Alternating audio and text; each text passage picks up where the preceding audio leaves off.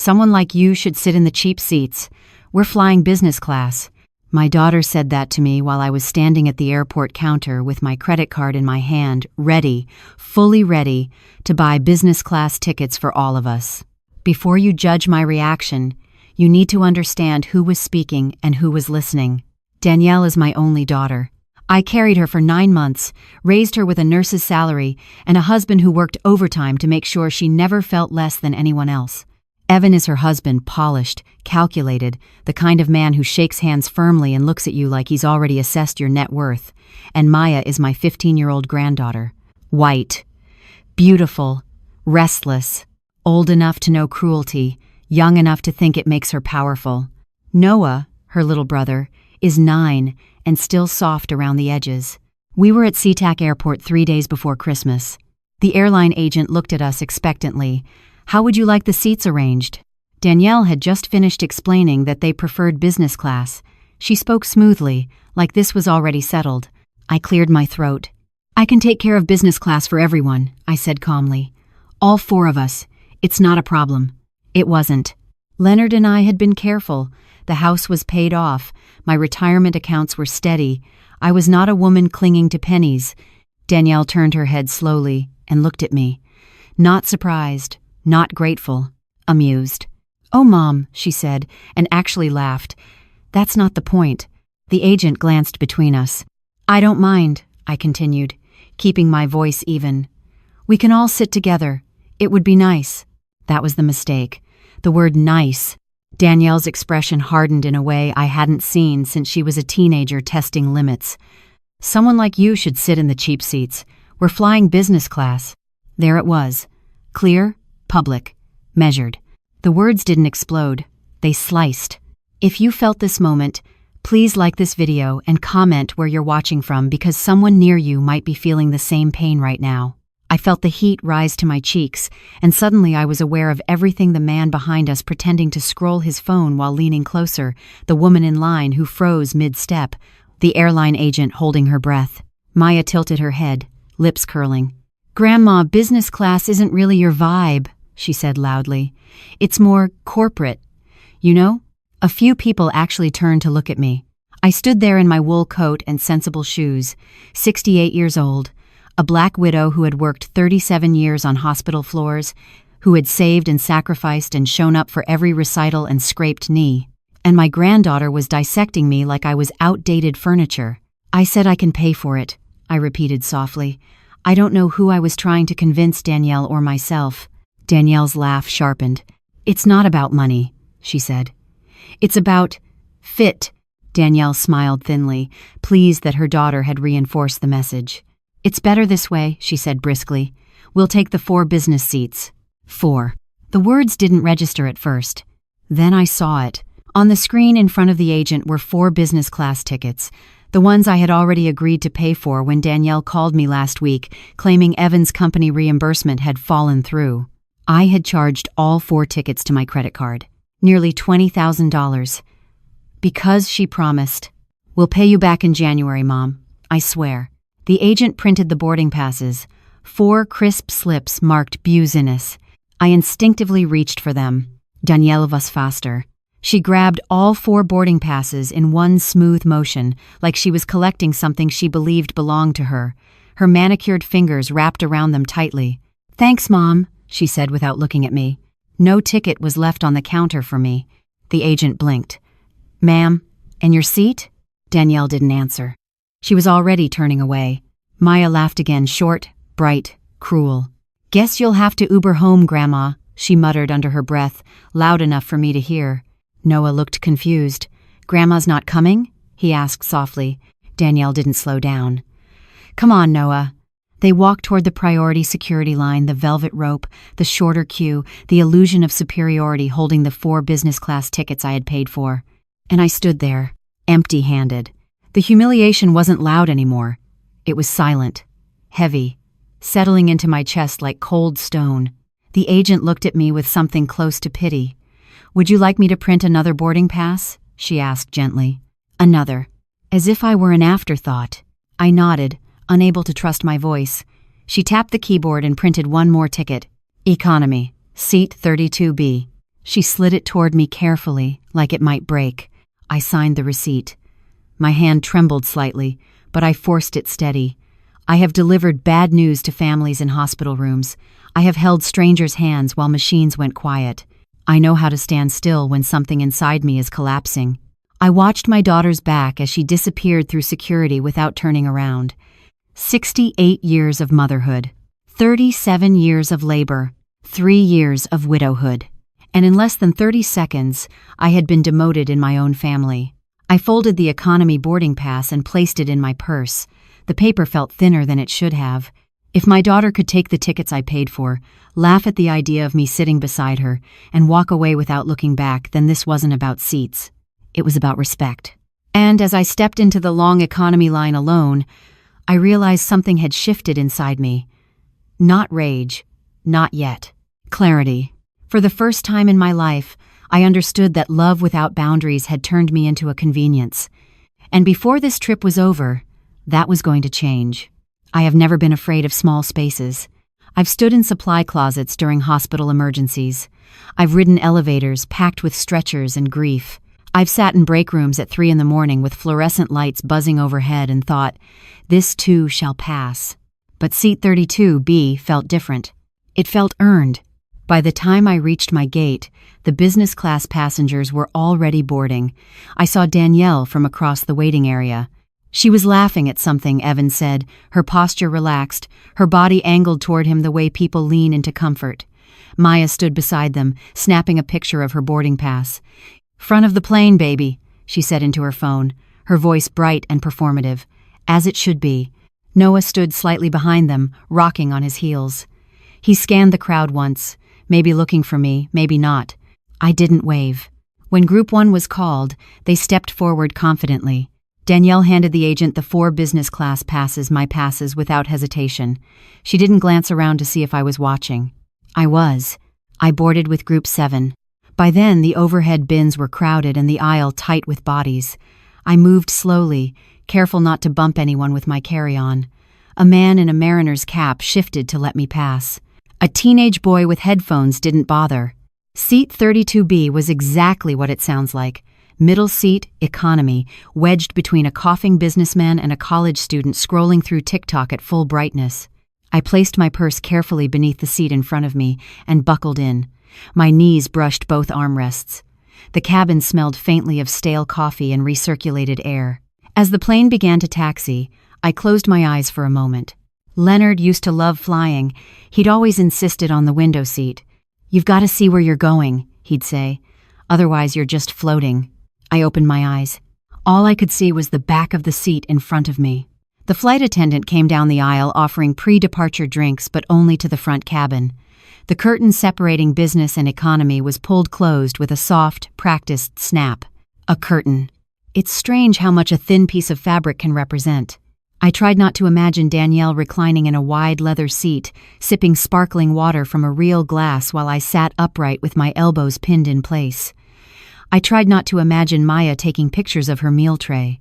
But imagination has a way of filling in what pride refuses to see. When the seatbelt sign dinged off and the plane leveled out, I reached into my purse and pulled out my phone. For a few seconds I stared at the screen. I could still choose peace. I could tell myself it was just a misunderstanding. Teenagers are cruel. Daughters get defensive. Holidays are stressful. Money complicates everything. I could choose to remain the accommodating mother. Instead, I tapped the number for First National Bank. The phone rang twice before a young man answered. "Thank you for calling First National. This is Derek. How may I assist you today?" His voice was polite, efficient, unaware. "My name is Gloria Brooks," I said. My voice sounded steady, almost distant to my own ears. "I need a full transaction history for the past 24 months, any transfer over $5,000. There was a pause while he verified my identity. Date of birth. Last 4 digits of my social security number. Mother's maiden name. I answered each question without hesitation. "Is there something specific you're looking for, Miss Brooks?" he asked. "Yes," I said quietly. "Clarity." He didn't respond to that. As he worked, I leaned back as far as the seat would allow and stared at the narrow aisle. A baby cried somewhere behind me. The businessman beside me coughed into a napkin. The college student's screen flashed with dance videos and bright filters. Derek returned to the line. "I'm showing multiple large transfers, ma'am.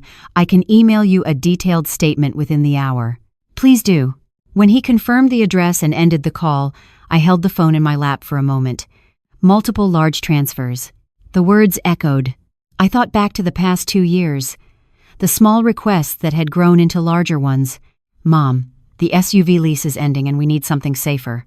"Mom, private school tuition is due." "Mom, the property taxes are higher than we expected." Each time there had been urgency. Each time there had been gratitude. Each time there had been a promise. "We'll pay you back. It's temporary. You know we'd do the same for you." I had never asked them to. My phone vibrated. The email arrived. I hesitated before opening it.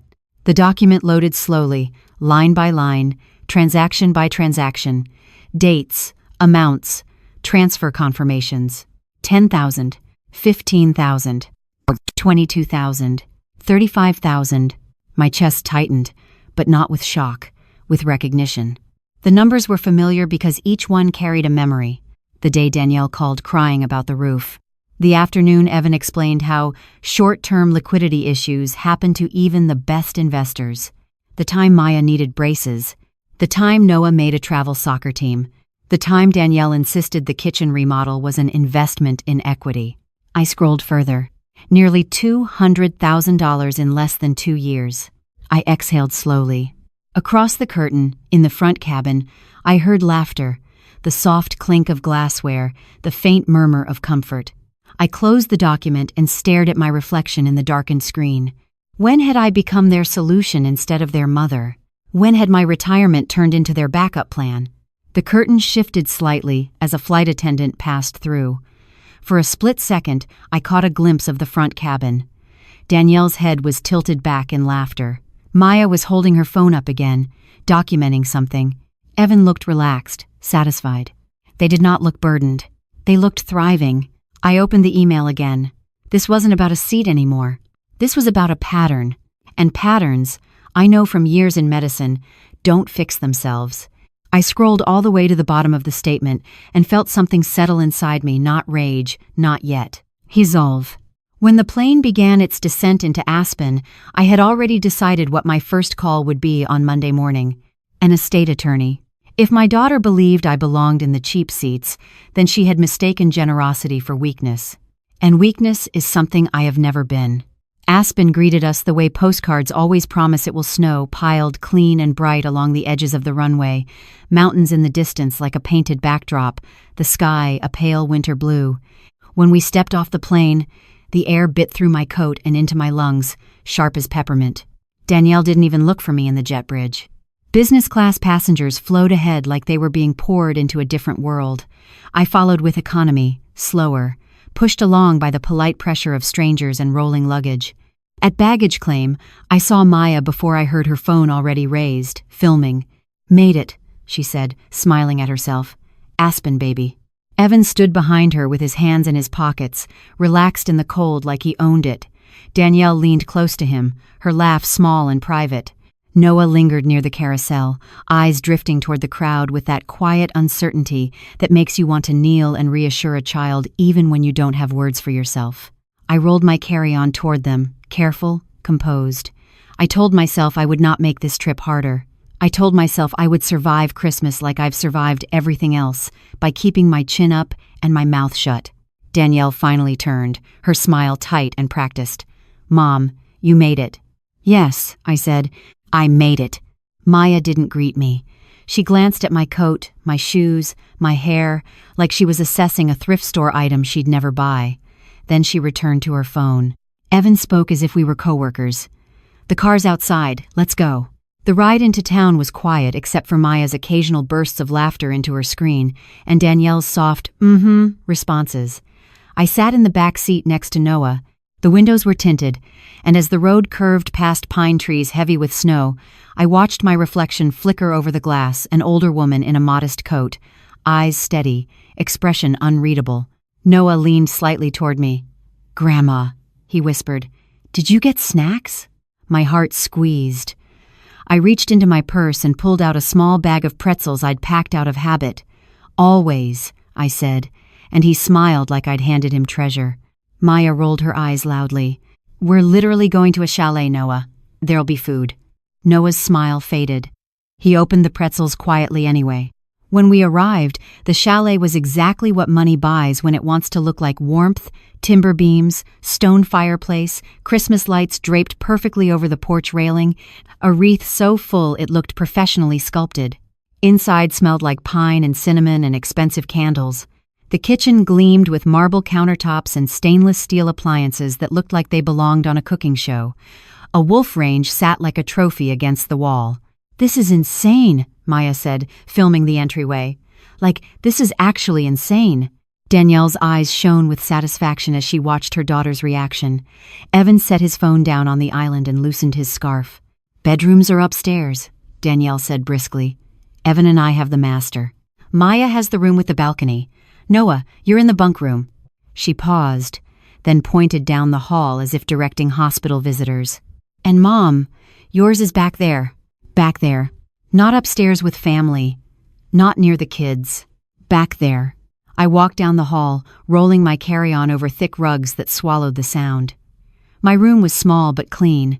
A twin bed, a narrow dresser, a small window that faced a snowbank instead of the mountains. The air was cooler in here, like the heat didn't reach this far. I stood in the doorway for a moment, taking it in, and I felt a flash of something bitter. When Leonard and I traveled, even on our tightest budgets, he always made sure we shared the same space. "We came together," he'd say. "We rest together." He believed in togetherness the way other people believe in God, quietly, firmly, without needing to announce it. Downstairs, I heard the thud of luggage, the bright chime of laughter, Maya squealing about the balcony view. No one came to help me unpack. No one asked if I needed anything. I set my purse on the dresser and sat on the edge of the bed. The mattress dipped under my weight with a small sigh. My phone rested in my hand like it had become an extension of my body. The bank statement sat in my inbox like a closed door. I could choose to wait. I could tell myself this was not the time. This was a holiday. This was family. But the humiliation at the counter, the curtain on the plane, the 4 business boarding passes in Danielle's hand, those images had already stitched themselves into me. If I waited, I would spend the entire trip swallowing the truth like it was hot soup, burning my throat one careful sip at a time. I opened my laptop. The Wi-Fi was spotty, the kind of connection that flickers when too many people stream at once, but the email loaded. I opened the statement again, this time not as a mother but as a woman looking at her own life on paper. Transaction after transaction. Dates. Amounts. $15 transfer to Danielle Morrison. $20 transfer to Danielle Morrison. $35 transfer to Danielle Morrison. My throat tightened. I scrolled slowly, letting each line land. I remembered Danielle's voice on the phone, the way she could sound young when she needed something.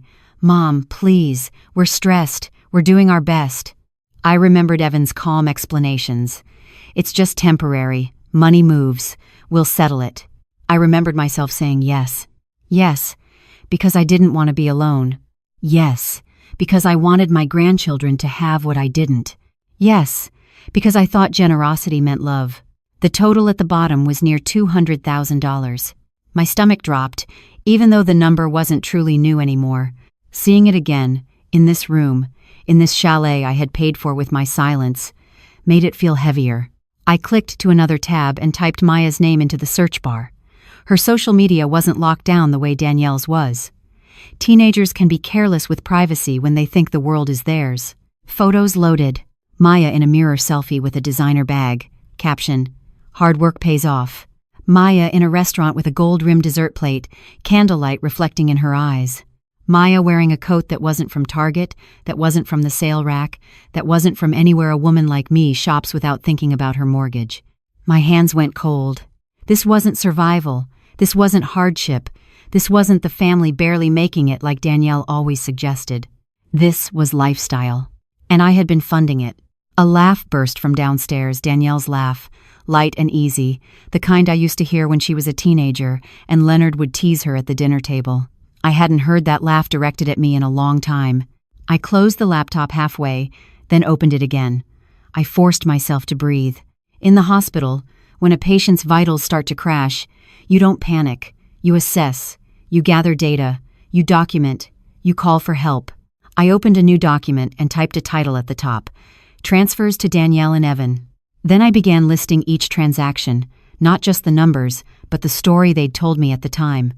Roof, tuition, braces, taxes, kitchen remodel, emergency, temporary. By the time my fingers slowed, my throat ached and my eyes felt dry, like my body had forgotten how to cry. A knock came at my door. Soft, careful. "Grandma?" Noah's voice. I stood quickly and opened it. He was holding a small wrapped cookie from the kitchen, his cheeks pink from the cold and excitement. "Mom says dinner's in an hour," he said, and, I saved you this." My heart cracked in the sweetest way. I crouched slightly and took the cookie. "Thank you, baby," I said, kissing his forehead. "That's very kind." He leaned into the kiss for a second, then stepped back. His eyes flicked into the room behind me, taking in the small bed, the narrow dresser. "Why are you back here?" he asked softly. "Why aren't you upstairs?" I swallowed. "Sometimes grown-ups make choices," I said carefully. "It doesn't mean you did anything wrong." He nodded like he didn't fully understand but wanted to. Then he ran back down the hall, sneakers thudding softly on the rug. I closed the door and leaned against it. Downstairs, my family was warm, laughing, taking pictures, living in comfort. Up here, I had my laptop, my bank statement, and the growing certainty that what happened at the counter wasn't a single cruel moment. It was the truth finally said out loud. I sat back down, opened the laptop again, and kept typing. Not because I wanted revenge, because I needed a record. Because if I didn't write this down, someone else would write the story for me. Danielle, Evan, even Maya and I would end up the way they all ray. I didn't sleep much that first night in the chalet. The room was too quiet, the kind of quiet that lets your thoughts pace in circles. Every time I closed my eyes, I saw Danielle's hand snatching those 4 business-class boarding passes like she was collecting what she'd earned. I heard Maya's voice, "Business class isn't your vibe," like it had been recorded and replayed behind my ribs. Sometime after midnight, the laughter downstairs thinned out. Footsteps creaked on the stairs. A door closed. The heat clicked on, then off again, as if even the furnace was deciding who deserved warmth. I lay there and stared at the ceiling until the darkness began to turn gray around the edges. When the house finally went still, I opened my laptop again. The document I started was waiting for me, cursor blinking like a pulse. Transfers to Danielle and Evan. I scrolled through my bank statement and forced myself to slow down. In the hospital, you don't rush through a chart. You look for patterns. You note what's missing. You compare dates. You ask, what changed? When did it start? How fast is it progressing? I was going to do the same with my own life. $22,000 July 12 roof repair. $15,000 September 3 school deposit. $8,900 November 18 taxes. $35,000 March 6 kitchen remodel. The numbers sat there like blunt facts. But what pierced me were the memories attached to each one. I could hear Danielle's voice, always slightly breathless when she needed something. "Mom, please. We're overwhelmed. We're doing this for the kids. You know you're all we have." I could hear Evan, too, calm as a banker, explaining cash flow and timing and short-term setbacks. He always spoke to me like I was sweet, but uninformed, the way some men speak to older women as if age automatically means ignorance. I had believed them because I wanted to. Because loneliness makes a woman pliable. Because grief leaves you eager to be needed by someone, anyone who shares your blood. Sometime around 1 a.m, I clicked back to Maya's social media. Her profile was public. Of course it was. 15-year-olds treat privacy like it's optional and consequences like they're rumors. She had hundreds of followers, a bio full of emojis, and a carefully curated feed of snowy selfies, restaurant plates, and outfits I couldn't name but recognized by the way they screamed money. I scrolled slowly, my fingers steady on the trackpad. There she was, 2 weeks ago, standing in front of a bathroom mirror, wearing a fitted white sweater and a designer bag slung casually over her shoulder. The caption read, "Hard work pays off." I felt my jaw tighten. Hard work. I thought about the kind of hard work I knew, 12-hour shifts where your bladder becomes an afterthought, back pain you learn to ignore, the smell of antiseptic and fear, the way your hands shake the first time you lose a patient, and the way they stop shaking only after you've learned to carry death without dropping yourself. I thought about Leonard, coming home with grease on his sleeves from the plant, sitting at the kitchen table and calculating bills on a yellow legal pad. I thought about how proud he'd been the day we made our final mortgage payment, how he'd held the receipt like it was proof that two ordinary people could build something solid. Hard work. Maya had no idea what that meant. Or maybe she did, and she was just comfortable letting other people do it for her. I scrolled again. A photo of Maya and Danielle at a restaurant with dim lighting and tall wine glasses. Maya's plate held something small and artfully arranged, the kind of meal that costs too much and leaves you hungry later. Danielle had tagged the location. Aspen, of course. Another post. A short video of Maya twirling in front of a closet full of winter coats. Quick fit check, she said, smiling at herself. Aspen edition. The comments were full of hearts and fire emojis. I sat back and stared at the screen until my eyes burned. Downstairs, somewhere beneath my feet, my daughter and her family were asleep in rooms with bigger beds, better views, thicker blankets. And up here, in this small room, I was finally seeing what I had refused to see for years. They weren't barely surviving. They were thriving. On my money. On my silence. On my fear of being left behind. I closed the laptop and pressed the heel of my hand into my forehead. My scalp ached with tension. A sound drifted through the wall, faint music, probably from Maya's room. Something with heavy bass. Teenagers always need noise, as if quiet might force them to hear themselves. I stood and walked to the small window. Outside, the snow reflected pale light from the moon. The world looked clean, untouched, like nothing ugly could happen in a place that beautiful, and that made me angry. Not the explosive, messy kind of anger, the older kind, the kind that comes when you finally understand you have been insulted not once, but repeatedly, and you have been expected to smile each time. I went back to the bed, opened the laptop again, and did something I never used to do. I started saving evidence. I created a folder in my email. I named it plainly, Danielle Records. Then I searched my inbox for Mom, can you, and will pay you back, and urgent, and temporary. The results filled the screen. Dozens of emails. Dozens of texts. Promises with dates attached. I promise we'll pay you back in January. I promise when Evan's bonus hits. I promise when we refinance. Promises that had never been honored. I forwarded everything to myself, downloaded copies, saved screenshots. I documented like my future depended on it, because something in me knew it might. I wasn't thinking about courts yet. I wasn't thinking about lawyers. I was thinking about the way Danielle's eyes looked at me in the airport like my presence was a stain. I was thinking about how easily she'd said, awkward. I was thinking about Maya's smirk, the confidence of a child who believed humiliation made her powerful. If I confronted Danielle, she would deny it. She would twist it. She would tell me I was too sensitive, too emotional, too old to understand. And Evan would do what men like Evan do. He would make it sound reasonable. He would suggest, gently at first, that I was confused, that grief had made me paranoid, that I needed help managing my finances. He would wrap control in concern. I had seen that tactic before, not in my family, but in my work. I had watched adult children stand in hospital rooms and talk over their parents as if the person in the bed wasn't fully human anymore. I had watched them say, "She doesn't know what she's saying," when the woman clearly did. I had watched them try to sign papers their parents didn't want signed. And I had watched what happened when the older person had no documentation, no advocate, no proof that they were still themselves. They got erased. I sat very still, hands resting on the keyboard, and let that thought settle. Erased. That's what Danielle and Evan would do to me if it suited them. Because money, to them, wasn't something you earned or saved or respected. Money was something you accessed, something you extracted, something you justified. My phone buzzed. A text from Danielle. "Are you settled? Breakfast at 9. Don't be late." No question about my flight. No apology. No mention of what happened at the counter. Just an instruction.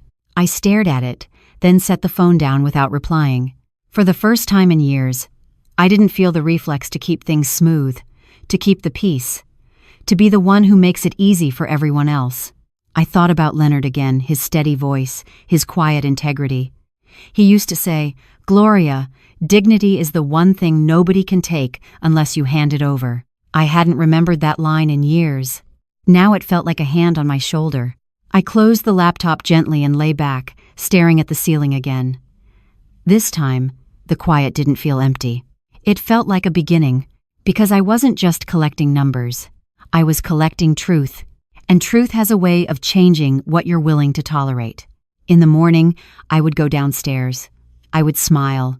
I would play the role of grandma for as long as I needed to. But inside, something had already shifted. The woman who boarded seat 32B with nothing but shame in her purse was gone. In her place was a woman who had started building a file, a woman who, for the first time, was preparing to protect herself. By the time we sat down to breakfast the next morning, I had already decided something that would have shocked the version of me from even a week ago. I was going to stop asking my daughter for permission to protect myself. Downstairs, the chalet kitchen looked like a magazine spread. Morning light spilled across the marble countertops, turning the surface into a clean sheet of ice. A coffee machine that looked more complicated than the monitors in my old ICU hissed and steamed.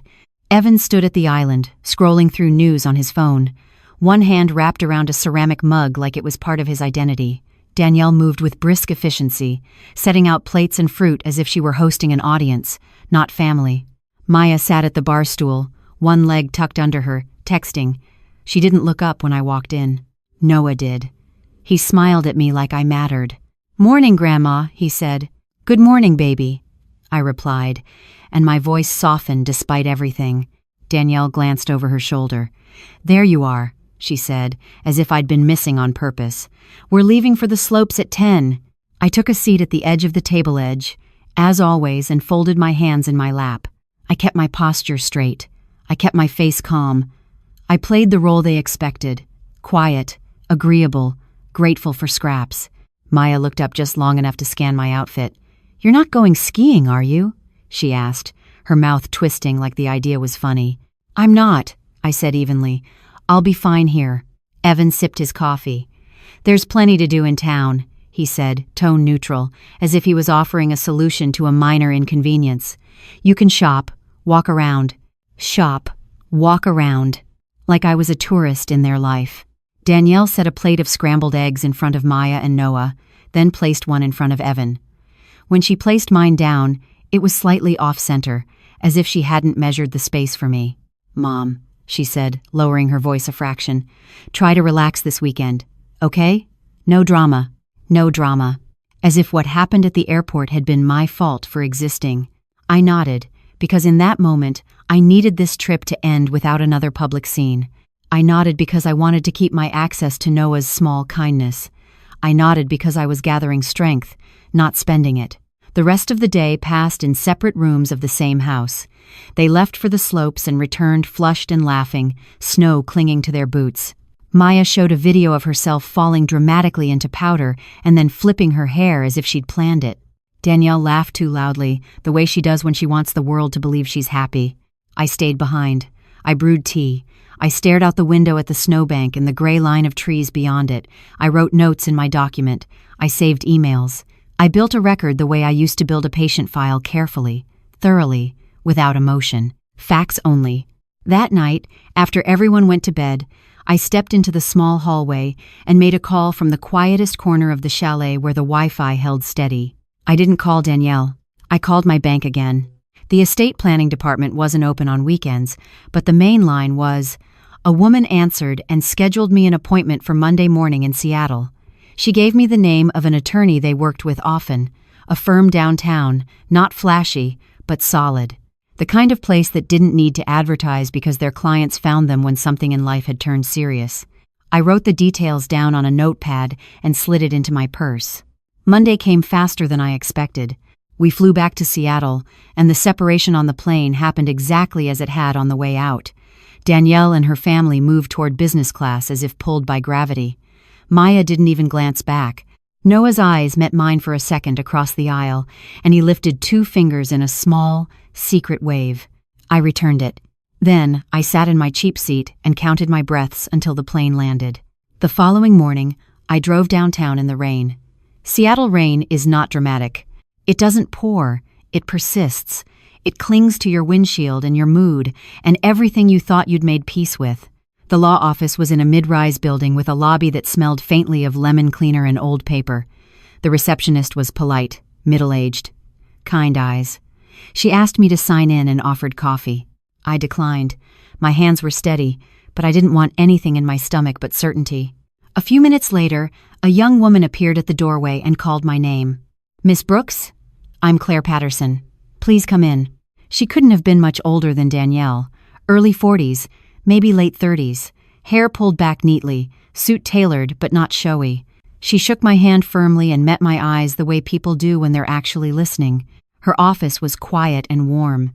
Diplomas lined the wall, and a framed photo of a golden retriever sat on the corner of her desk beside a small stack of legal pads. I sat down across from her and placed my folder on the desk. Not the full email archive, just the first page of the bank statement and the totals highlighted in yellow, a clean entry point. A way to control the narrative. Claire opened the folder and read. I watched her face shift in small, professional increments: interest, concern, calculation. After a moment, she looked up. "Miss Brooks," she said gently, "tell me what you want to accomplish." I took a breath. I had rehearsed this in my head, in the car, in the elevator, in the mirror. "I need to protect my assets from my daughter," I said. Claire didn't flinch. She didn't judge. She simply nodded, as if I'd said I needed to protect my home from a storm. "Okay," she replied. "Let's walk through your current setup. Do you have a will? Any trusts?" "I have a will," I said. "No trust. And I had a joint savings account set up so my daughter could help me manage things." Claire's eyes narrowed slightly, not in suspicion of me, but in recognition of a familiar problem. "How long has she had access?" 2 years. "Has she ever threatened you? Coerced you? Made you feel unsafe?" The question landed heavier than it should have, because it implied a world I hadn't wanted to imagine. "No," I said, and then I corrected myself because accuracy matters. "Not directly," she asks. "I give. She promises to repay. She hasn't repaid anything." Claire made a note. Her pen moved quietly across the pad. "And you're concerned that if you stop, she will retaliate," she said. It wasn't a question. It was a diagnosis. I thought of the airport counter. The laugh. The boarding passes ripped from my reach. The way my own daughter had patted my shoulder like I was a well-behaved dog. "Yes," I said. "I'm concerned." Claire leaned forward slightly, her tone still calm. "Here's what we can do. First, we establish a revocable living trust. Your house, your investment accounts, your savings, everything goes into the trust. You will be the trustee. You retain full control. But it becomes much harder for anyone to access or interfere with those assets." I nodded slowly. I had read about living trusts, but hearing it stated plainly felt like someone handing me a flashlight in a dark room. "Second," she continued, "we update your will. Right now, I'm assuming your daughter is named as primary beneficiary."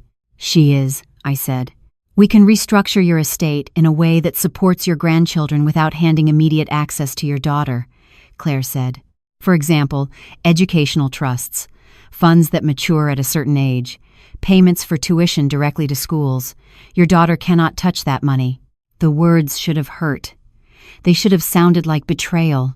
Instead, they sounded like relief.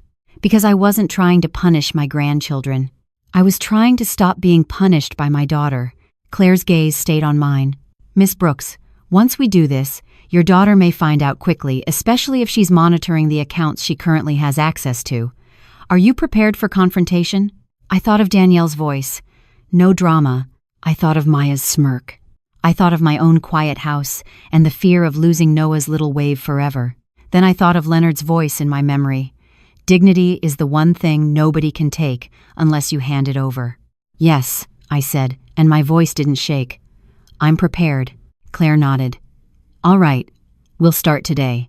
She slid a stack of paperwork toward me, trust documents, account transfer authorizations, a revised will draft outline.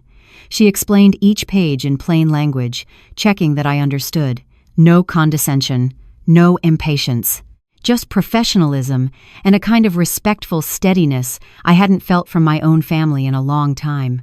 When I picked up the pen, my hand hovered for 1 second. Not because I was unsure, because I was grieving. The woman who would have signed anything to keep her daughter close was still inside me, small and frightened, begging me not to do this. But the woman who had stood at the airport counter and been told she belonged in the cheap seats was stronger now. I signed. Once, twice, again. Each signature felt like a door clicking shut on a room I'd spent too many years trapped inside. When I left Claire's office, the rain had intensified. Drops streaked down the windows of the building like thin tears. I stepped onto the sidewalk and didn't wipe my face because I wasn't crying. I was breathing. For the first time in a long time, the air felt like it belonged to me. And as I walked to my car, I knew something else with absolute certainty. Danielle would not accept this quietly. Neither would Evan. People don't let go of what they believe they own without a fight. By the time I got home, my hands smelled like rain and ink. Seattle was doing what Seattle does in winter: gray sky, wet pavement, the kind of cold that doesn't bite so much as seep. I hung my coat by the door, set my purse on the kitchen table, and stood still for a moment in the quiet. My house felt different when I walked into it now. Not emptier, clearer, like I could finally hear my own thoughts without Danielle's needs echoing over them. I made tea the way I always do. Kettle on, mug warmed with hot water first, a small spoon of honey because Leonard used to tease me that I sweetened everything too much. The kettle clicked off, and for the first time all week, the sound didn't make me flinch. Then my phone buzzed. I didn't have to look to know who it was. Danielle's name lit up my screen like a warning. I stared at it while it rang. My instinct, the old instinct, was to answer immediately, to fix whatever problem she had before it became a bigger one. That's what mothers do. That's what I trained myself to do over 68 years. But my hand didn't move. The call went to voicemail. A second later, it rang again. This time I answered, not because I owed her my fear, but because I wanted to hear exactly how quickly love could turn into entitlement when money was involved. "Hello, Danielle," I said, calm as I could manage. Her voice came through sharp and tight, like a wire pulled too hard. "Mom, what the hell is going on?" I set my mug down gently, like any sudden movement might spill the last of my patience. "What do you mean?" "Don't do that," she snapped. "Don't play dumb." I tried to log into the joint savings account. The bank says it's closed, and they said we're structured everything. What does that even mean? I looked out my kitchen window at the wet backyard, at the bare branches of the maple tree Leonard planted the year Danielle started middle school. He used to say the tree would outlive our arguments. "It means I reorganized my finances," I said. There was a stunned silence, then a laugh that had no warmth in it. "Why would you do that without telling me?" "Without telling you." As if my money required her approval. "Because it's my money," I replied. Her breath hitched. "Mom, you're 68 years old." I felt something cold slide down my spine. Not fear recognition. The sentence wasn't about my age. It was about power. "You shouldn't be making major financial decisions without family input," she continued, voice rising. "That's not smart. That's not safe. Family input." I repeated the words in my head the way you repeat something you don't want to believe you heard correctly. "Danielle," I said, "in the past 2 years I have transferred nearly $200,000 to you."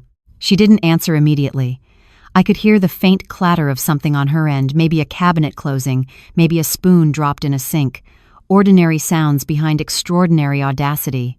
"Mom," she said finally, and her tone shifted, softer now, practiced. That wasn't like a ledger. That was family helping family." "Was it?" I asked.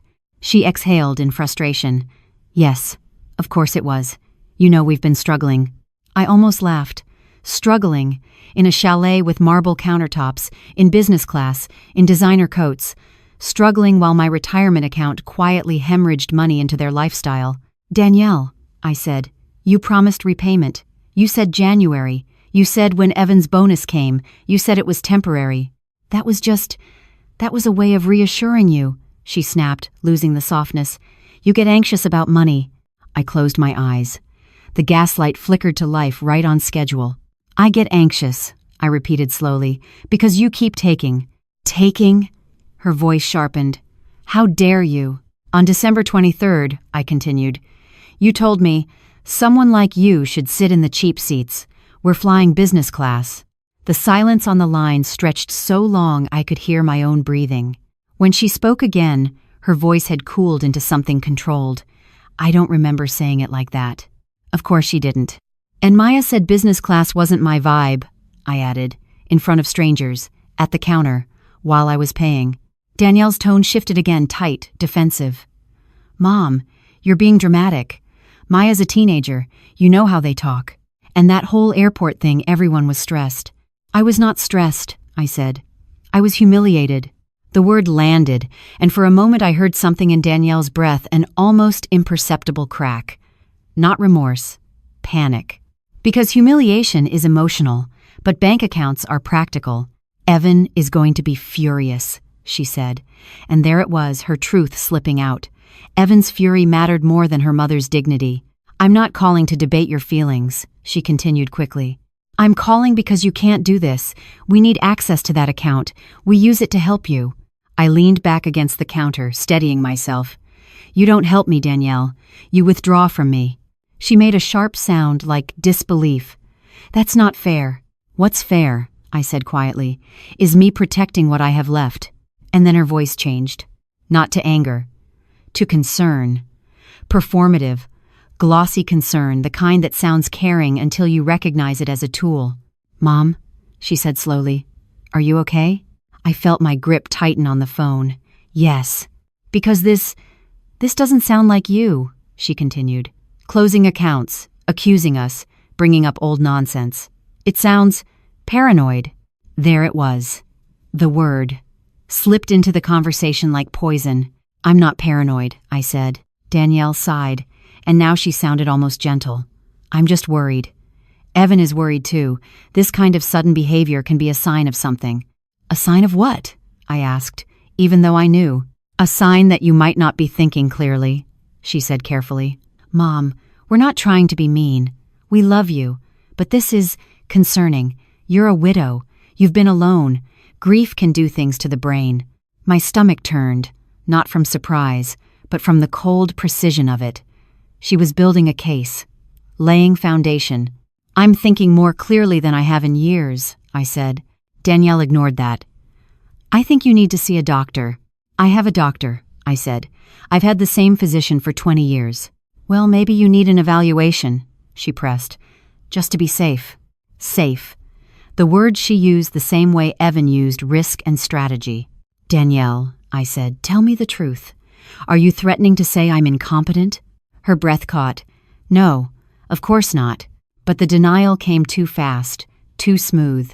Because if that's what you're doing, I continued, you should understand something. I'm not the scared woman you think I am. A pause. Then I heard a voice in the background, Evan, low, impatient. What did she say? Put me on. Danielle hesitated. Evan wants to talk to you. My pulse thudded once. Hard. Not fear. Readiness. Go ahead, I said. There was a shuffle. Then Evan's voice came through, calm and controlled in that way that always made me uneasy.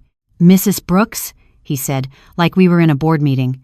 Jennifer Danielle tells me you've made some unusual financial changes. Unusual. As if self-protection were an illness. I've made necessary changes, I corrected. He exhaled slowly, as if I were being unreasonable. We're concerned. If you're making decisions out of emotion, that's dangerous. Closing joint accounts, restructuring assets, it can look erratic. It looks erratic to people who were benefiting from my access, I said. A beat of silence, then his tone hardened. Careful. That one word. Careful. Like a warning. Like he had teeth he'd been polite enough not to show yet. I'm going to say this clearly, Evan continued. If you don't reverse these changes, we may have to take steps to ensure you're protected. Protected? I echoed. From what? From yourself, he said, and there was no warmth in it now. There are legal options. If a family believes an elderly relative is making irrational decisions, a court can order an evaluation.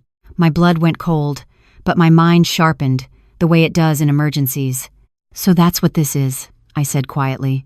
You're threatening me. We're trying to avoid escalation, he replied, but you're forcing our hand. I looked at the maple tree outside, bare branches tapping softly against the window in the wind, like a patient trying to get my attention. "You have until Monday," Evan said. "Restore access. Apologize to Danielle, or we move forward. Your choice." My mouth tasted like metal. A nurse knows that taste. It comes before bad news, before a crash, before the moment you realize you are dealing with someone who is willing to hurt you and call it care. "I understand," I said. "Good," Evan replied, satisfied. "Then let's handle this like adults." The line clicked, and Danielle's voice returned, softer, pleading now. "Mom, please, don't do this. We're all you have." There it was, the velvet-wrapped threat. I stared at my own reflection in the dark window, at my face framed by kitchen light. 68 years old, widowed, not broken. "I need to go," I said. "Mom," I ended the call. My hands were shaking, but not from confusion. From fury so clean it felt like ice. They weren't just angry I had boundaries. They were preparing to punish me for having them. And as I stood there in my quiet kitchen with the rain tapping against the glass, I understood that I had stepped into a war I never wanted. But I was not unarmed. Not anymore. Evan said I had until Monday. He said it like I was a delinquent employee being given one last chance to fall in line. After I hung up, I stood in my kitchen for a long time without moving. The kettle was still on the stove, the tea in my mug growing cold. Outside, Seattle rain tapped the window with the same stubborn persistence that had shaped this city and, in many ways, shaped me. I'd spent my whole life believing that if you kept your head down and did the right thing, people would eventually do the right thing back. What a comforting lie. By Sunday evening, I had done what Claire told me to do. I wrote down every word from the call times, threats, the exact phrases Evan used. Court, evaluation, protected from yourself.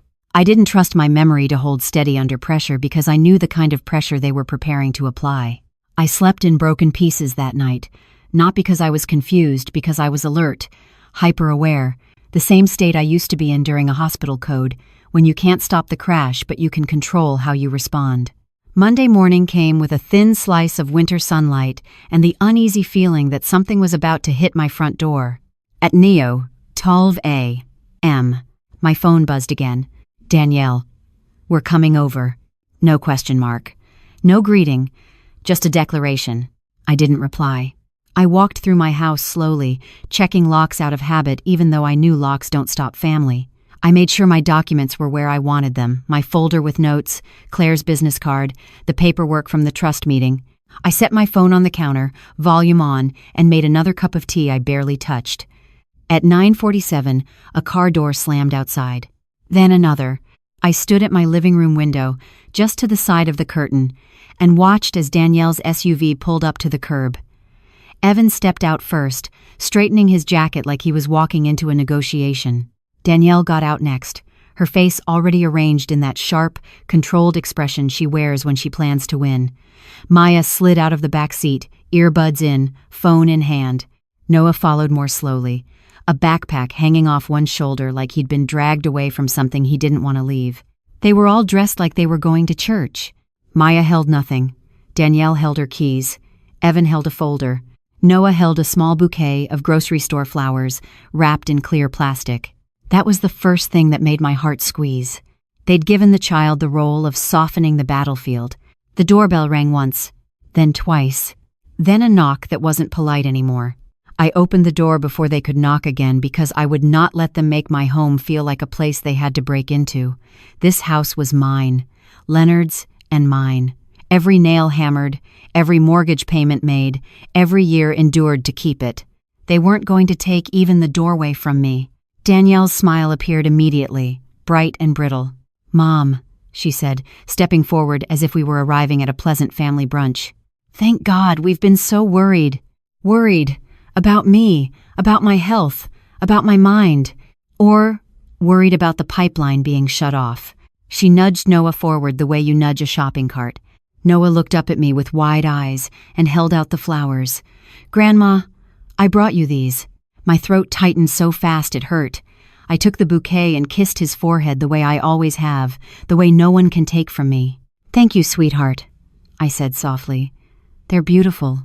Noah exhaled like he'd been holding his breath. Danielle's smile widened, as if this small moment proved she was winning. "See? We can fix this," she said quickly. "Can we come in and talk like a family?" Evan didn't ask. He was already stepping forward. Maya didn't greet me. She stood on the walkway and looked past my shoulder into my house like she was inspecting it for flaws. I hesitated for half a second, not because I was unsure, but because I was calculating risk the way Evan thought only he could. Then I opened the door wider. "All right," I said. "Come in." They filed into my living room, bringing cold air and tension with them. Evan chose Leonard's armchair without asking. That chair was still indented in a way that reminded me of my husband's body, how he'd sit there with the newspaper, how he'd rub his temple when he was thinking. Evan sat in it like a statement. Danielle perched on the couch, close to Maya, pulling her into a tight little circle as if Maya needed protection from me. Noah stood awkwardly near the coffee table, still watching my face like he was trying to read what kind of day this would become. I remained standing. It was a small choice, but it mattered. I wasn't going to sink into furniture like a defendant. Danielle clasped her hands, then let out a sigh that sounded rehearsed. "Mom, we don't want this to get ugly," she began. "We want to clear the air." "Is that why you threatened to have me evaluated?" I asked quietly. The words hung in the room like smoke. Danielle blinked, and her smile faltered for the first time. "No one threatened you," she said quickly. "Evan was just stressed. He didn't mean—" Evan leaned forward, placing his folder on the coffee table with careful precision. "Mrs. Brooks," he said, tone calm, "let's keep this productive." My jaw tightened at the sound of my name coming out of his mouth like a title on a document. Danielle rushed on. "We're family. No lawyers, no courts, just us. We want to resolve this." "What exactly are you proposing?" I asked. Danielle's voice softened into something sweet, the tone she uses when she wants me to fold. "We want you to put things back the way they were. Restore the joint access, reverse the account closures, and then we can move forward and forget this whole misunderstanding. Forget. Like my humiliation was a minor error. Like my money was theirs to negotiate." I looked at her face, my daughter's face, and felt that old ache, the one that comes from loving someone who does not treat your love as sacred. "So you're not planning to repay anything," I said. "Not the nearly 200,000. Danielle's eyes flashed. "Mom, it wasn't a loan. It was help." Evan's expression hardened. "You gave willingly," he said. "Now you're rewriting history because you're upset about a comment at the airport." "A comment," I repeated. My voice stayed low, but something in me sharpened. "Danielle told me I belonged in the cheap seats while I was paying for your tickets." Danielle's cheeks flushed. "It was a stressful day," she insisted. And Maya was joking. Maya finally pulled one earbud out. She looked at me with bored contempt. "It's not that deep," she said. "People say things." I stared at her, at the girl who used to hold my hand in grocery stores, now speaking to me like I was a stranger she couldn't wait to scroll past. "Noah," I said gently, without taking my eyes off Maya, "why don't you go get a glass of water from the kitchen?" Noah hesitated, looking at Danielle for permission. Danielle nodded quickly. "Go on, honey." He hurried off, relieved to have a task. When he was out of the room, Evan's voice dropped. The warmth drained from it completely. "Here's the situation," he said. "We came in good faith, but you're being unreasonable." "Unreasonable," I echoed. "Yes," he said. "You've made concerning financial decisions, sudden changes, accusations, isolation. That's not normal behavior for someone your age." There it was again. The foundation, the framing, the narrative they wanted to build. Danielle leaned forward, eyes shining as if she was about to cry on command. "Mom, please," she whispered. "We love you. We're just worried. You're all alone. You don't have anyone." I felt something twist, an old wound being pressed. Then Evan spoke, and his tone was no longer polite. "You have until tomorrow," he said. "Restore access. Apologize to Danielle, and we'll drop the whole evaluation idea. Or we file." "File what?" I asked, even though I knew. "A petition," he said. "Emergency psychiatric evaluation. Temporary conservatorship." My stomach went cold, but my mind stayed clear. Danielle's lips trembled. "Mom, don't make us do that." "Make us." As if they were victims. Maya smirked, tilting her head. "Honestly, it might be for the best," she said. Like, "No offense, Grandma, but you're kind of acting crazy." The word landed like a slap. Crazy. In my own living room, spoken by my granddaughter with a smile. I heard Noah's footsteps in the kitchen, the clink of a glass, the ordinary sound of a child being used as cover while adults sharpened knives. I drew in one slow breath. Then I looked at Danielle. Really looked at her. "Danielle," I said, my voice quiet but steady, "you came into my house with your husband and your daughter to threaten me into giving you control of my money." Danielle shook her head. "Too fast. That's not what this is." "Yes, it is," I said, "and I'm going to answer you clearly." Evan leaned back slightly, as if preparing to receive my surrender. Maya crossed her arms, smug. I held Danielle's gaze until her eyes flickered. "File it," I said. The room went still. For a moment, even Evan looked caught off guard, like he hadn't expected resistance from an older woman he thought he could intimidate. Danielle's face crumpled, but the tears didn't convince me anymore. "Mom," she breathed. "Please." "No," I said. "Not anymore." From the kitchen, Noah's small voice called out, uncertain, "Grandma?" I didn't answer him yet. I couldn't. My throat was tight with the cost of what I'd just done. Evan stood, jaw clenched. "You'll regret this," he said flatly. Danielle rose too, grabbing Maya's arm like she was pulling her back into formation. Maya slipped her earbud back in and muttered something under her breath that sounded like, "So dramatic." They moved toward the door. And as they left my house, my daughter walking out with her husband and her teenage daughter, leaving me behind like an inconvenience, I felt the ache bloom in my chest, deep and old and raw. But underneath it, something else held steady. A line. I had drawn it, and I wasn't moving it for anyone. When the door closed behind them, the house didn't get quieter. It got louder. Not with sound, with absence, with the echo of everything Danielle hadn't said. With the way Evan's threat hung in the air like disinfectant after a bad shift, clean, sharp, and meant to erase evidence. I stood in the entryway for a moment, staring at the spot where my daughter's boots had left wet marks on the hardwood. Noah's small voice had called my name from the kitchen, and I had hated myself for not answering right away. Not because I owed my daughter anything, but because I never wanted my grandson to feel abandoned in a fight that wasn't his. I walked into the kitchen and found him standing by the counter with a glass of water in his hands, shoulders tense like he was bracing for a storm. "Grandma?" he asked again, eyes wide. "Are you mad?" My throat tightened. I reached for him and pulled him close, pressing my cheek to his hair. He smelled like soap and winter air. "No, baby," I said, keeping my voice steady. "I'm not mad at you. Never at you." He held onto my sweater for a second the way little boys do when they need certainty. "Mom was crying," he whispered. "Maya said you were being weird." I swallowed. "Adults say things when they're scared," I told him carefully. "That doesn't make them right." He looked up at me. "Are you sick?" There it was, the poison already working its way into a child. I knelt, so we were eye level. "Listen to me," I said gently. "I'm not sick. I'm not confused. I'm okay." He studied my face like he was searching for a crack. Then he nodded, slow and uncertain. "Okay," he murmured. I kissed his forehead again, because sometimes love has to be physical when words are too fragile. "Go wash your hands," I said, "and then you can help me pick out a snack." He padded away toward the sink, and I watched him for a moment, feeling both relief and sorrow. Relief that he'd believed me, at least for now. Sorrow because my daughter had put him in the middle without a second thought. That night, after I'd eaten a piece of toast I barely tasted, I sat at my kitchen table with a legal pad and wrote down everything that had happened in my living room.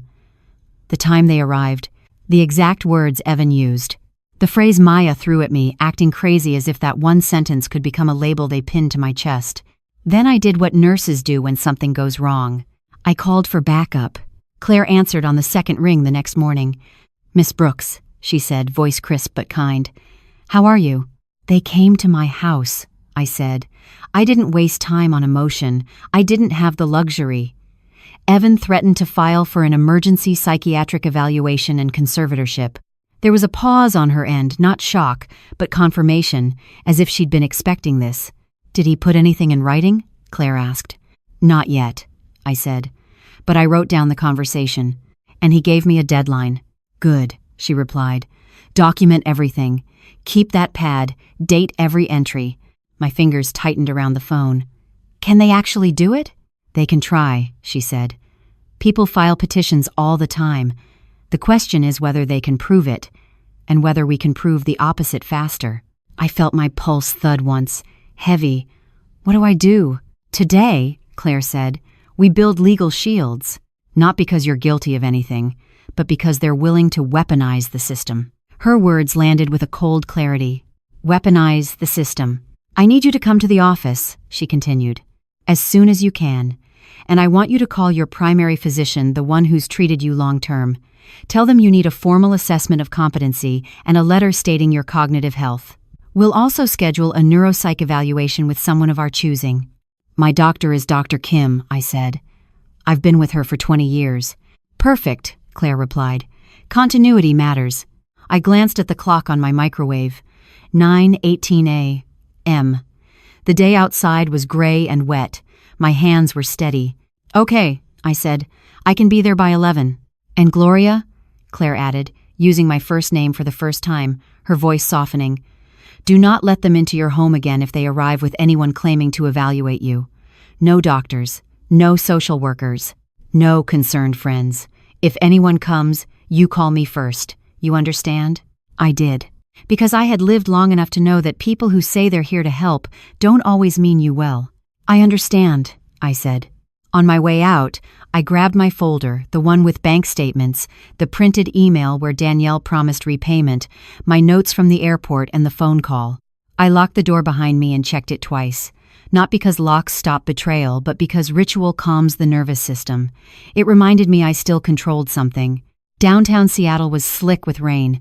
The streets shone like dark glass. I parked in a garage and walked briskly under my umbrella, coat pulled tight, the legal folder tucked against my ribs like a shield. Claire met me with the same firm handshake as before, but this time her eyes were sharper. We're moving fast, she said as she guided me into her office. They threatened an emergency petition. That means they're desperate. Desperate people do dangerous things, I said. Claire nodded. Exactly. She laid out papers across her desk in neat stacks, explaining each one as if she were building a house, and I needed to understand every beam. First, she said, tapping the top page, an advance healthcare directive. It outlines your medical wishes. Very standard. Okay, I said. Second, she continued, sliding another sheet forward. Medical power of attorney. This is critical. If someone tried to claim you're incompetent, they often try to insert themselves as decision maker. We're going to name someone you trust.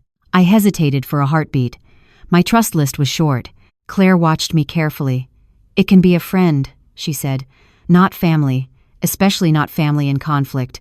Do you have someone long-term? Someone stable?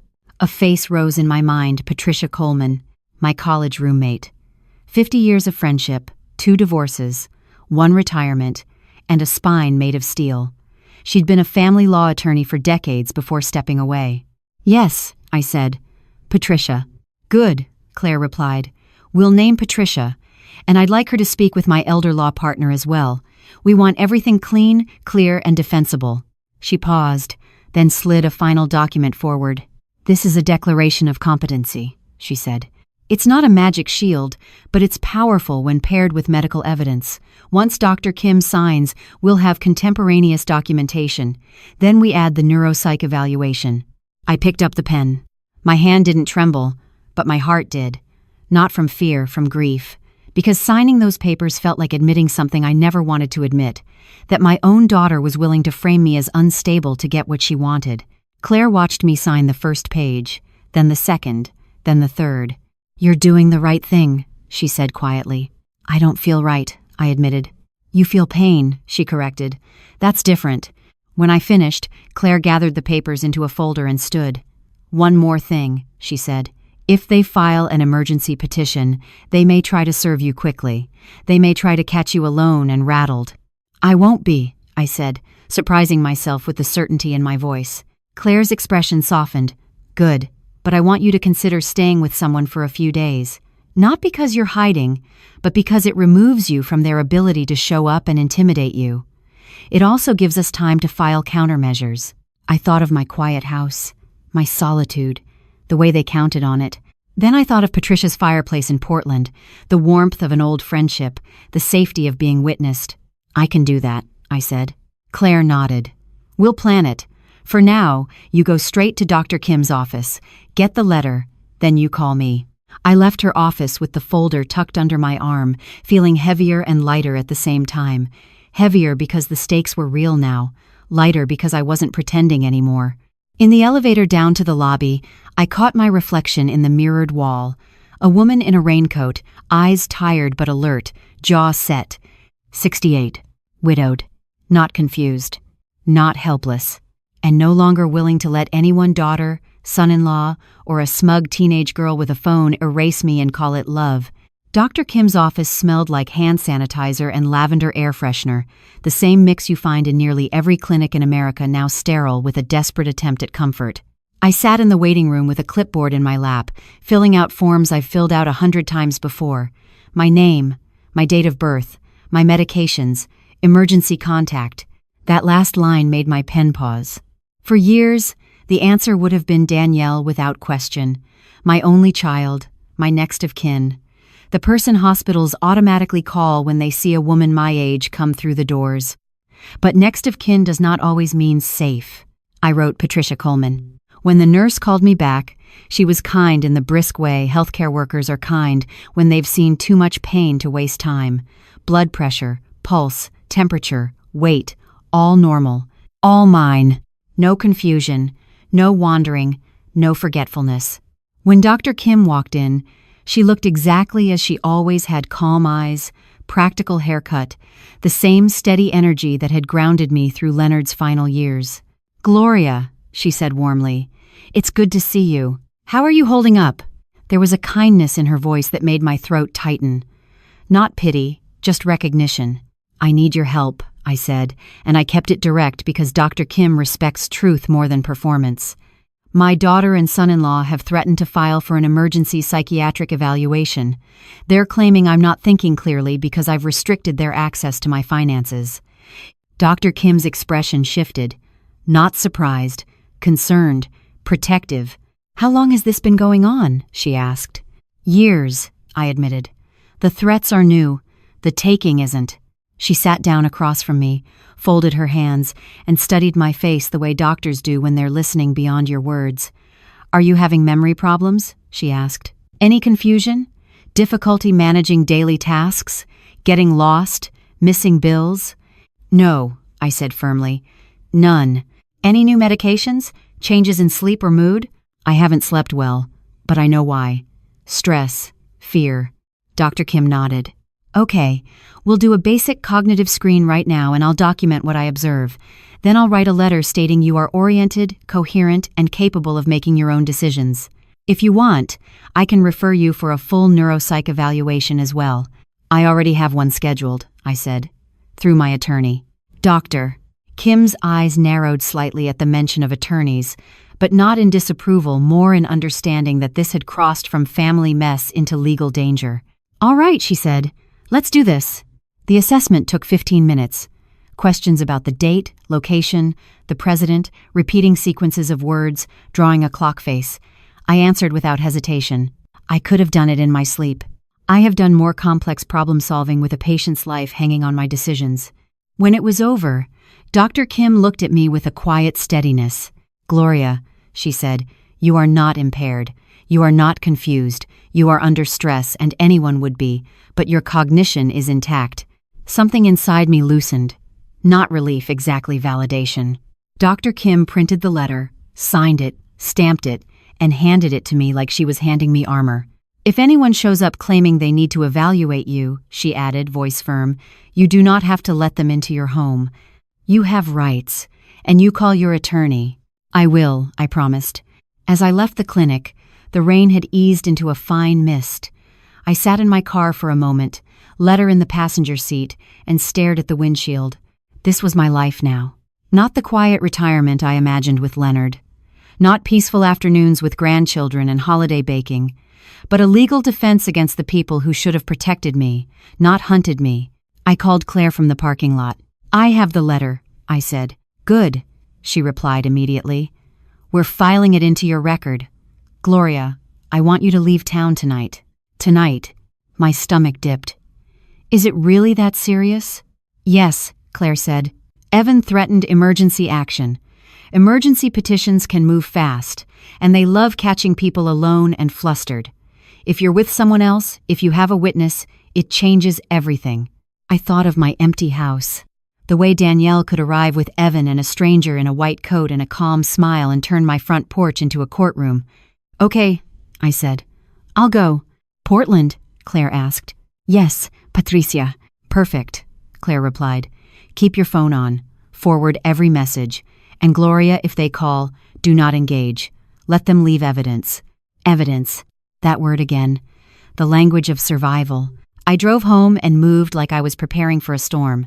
I packed a small bag, 3 sweaters, 2 pairs of slacks, toiletries, my medications, my laptop.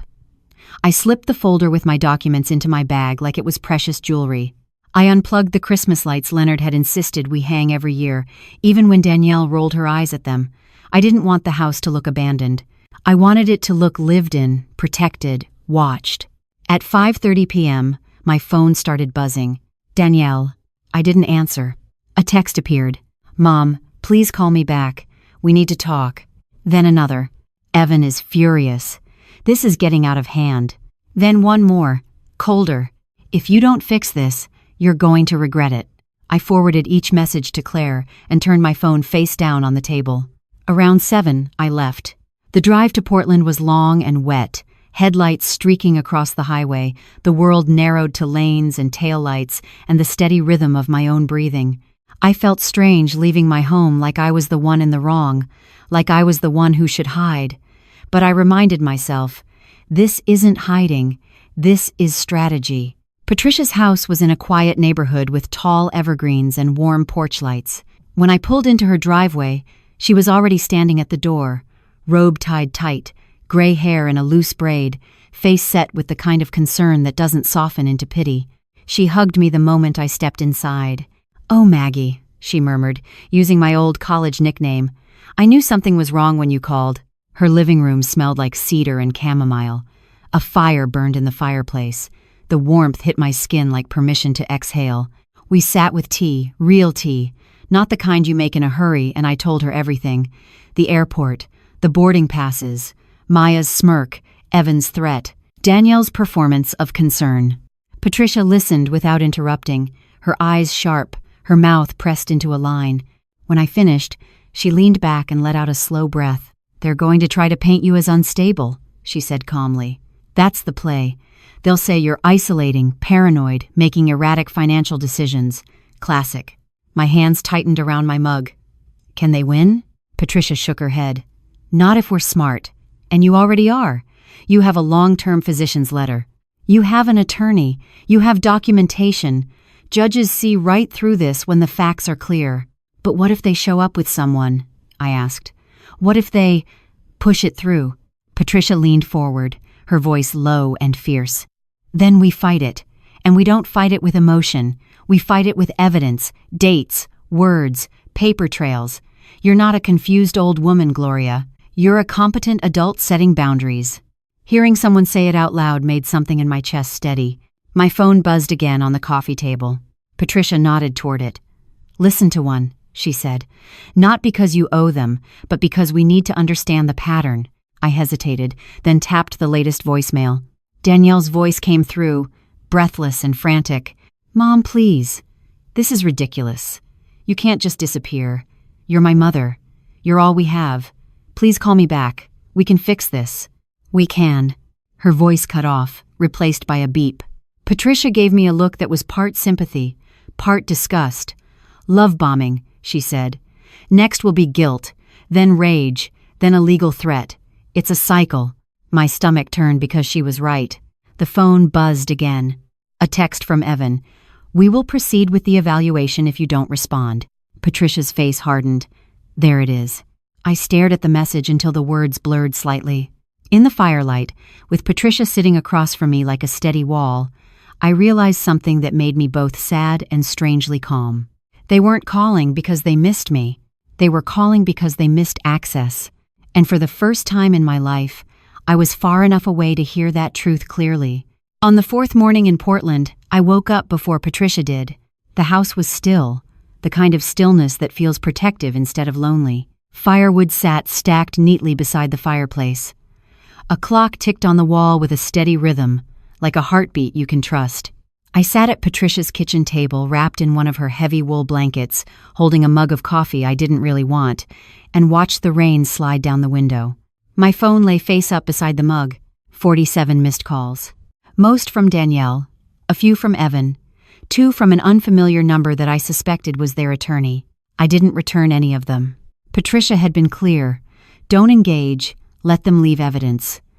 I had forwarded the voicemails and texts to Claire every day, like clockwork, building a record the way I once charted vital signs. At 8:06 a.m., my phone buzzed again. This time, it wasn't Danielle. It was Claire. I answered immediately. "Gloria," she said, and the tone in her voice told me the news before the words did. They filed. My stomach tightened, but my mind stayed sharp. "An emergency petition." "Yes," she replied. "Emergency psychiatric evaluation and temporary conservatorship request." For a moment, I didn't speak. I stared at the rain and thought about how quickly love can become paperwork when money is involved. "How fast does it move?" I asked. "They're trying to get it in front of a judge within days," Claire said. "But we're prepared. I need you back in Seattle today." Patricia appeared in the doorway behind me in her robe, hair messy, already reading my face. She didn't ask what happened. She just walked over and set a second mug on the table, grounding me with a normal gesture. "Okay," I said to Claire. "What do I need to do?" "First," Claire said, "you do not go anywhere alone if you can avoid it. Second, we're scheduling the comprehensive neuropsych evaluation with Dr. Marcus Webb today, if possible, tomorrow at the latest. Third, we're filing our counter-response immediately with Dr. Kim's letter, your directives, and our documentation of their threats." My fingers tightened around the phone. "Will they try to serve me?" "They might," Claire said, "and they might try to create a scene. If anyone approaches you with papers, you accept them calmly. You say nothing beyond confirming your name, and you call me. Do not argue. Do not explain. Everything is evidence now. Everything is evidence now." I let that sentence settle like a weight I could carry. "I'm coming back," I told her.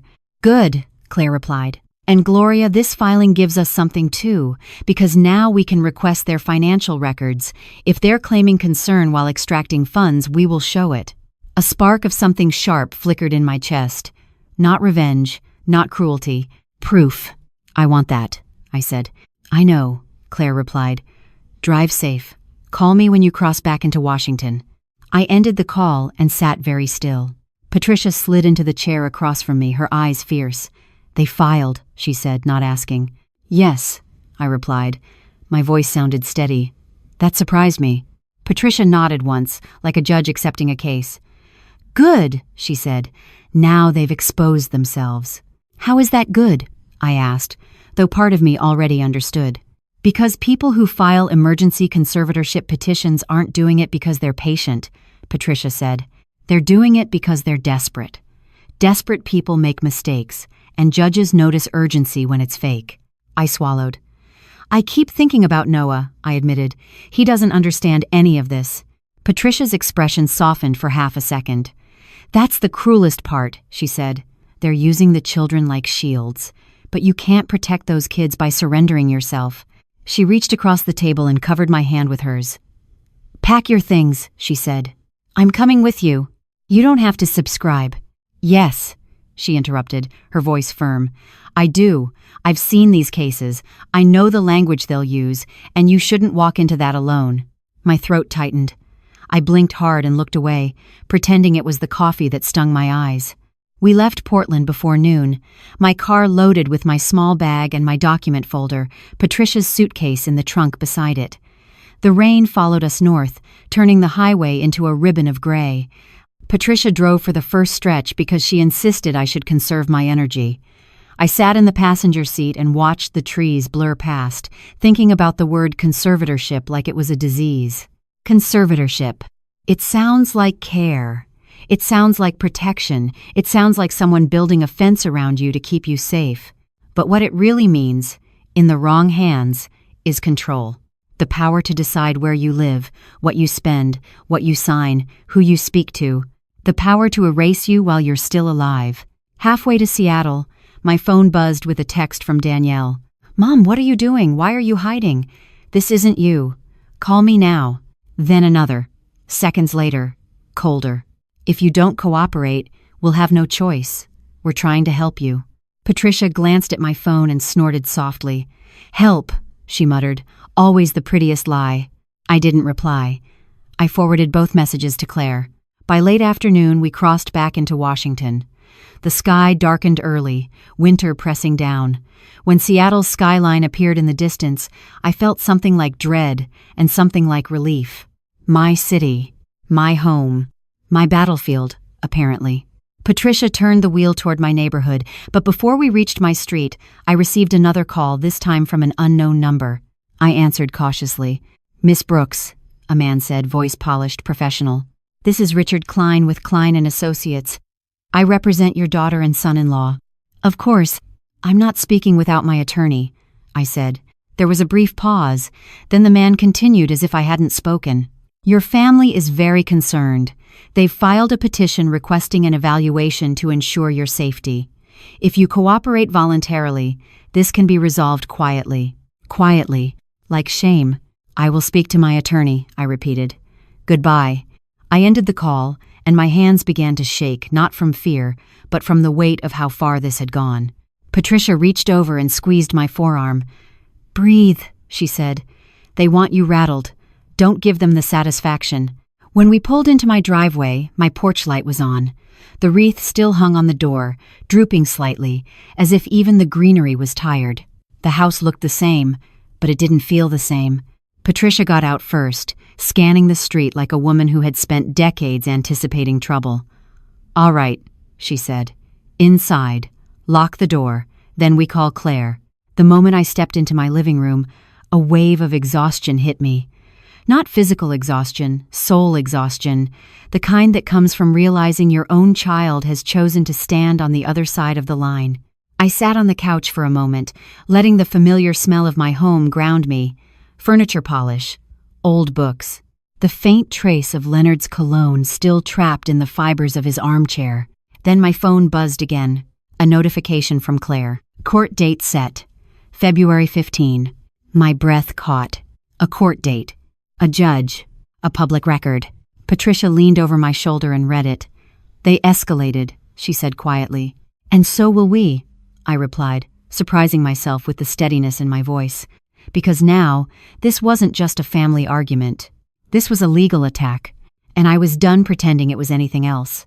The first thing I did the morning after I got back to Seattle was stand at my kitchen sink and stare out at my backyard like I was trying to memorize what normal looked like.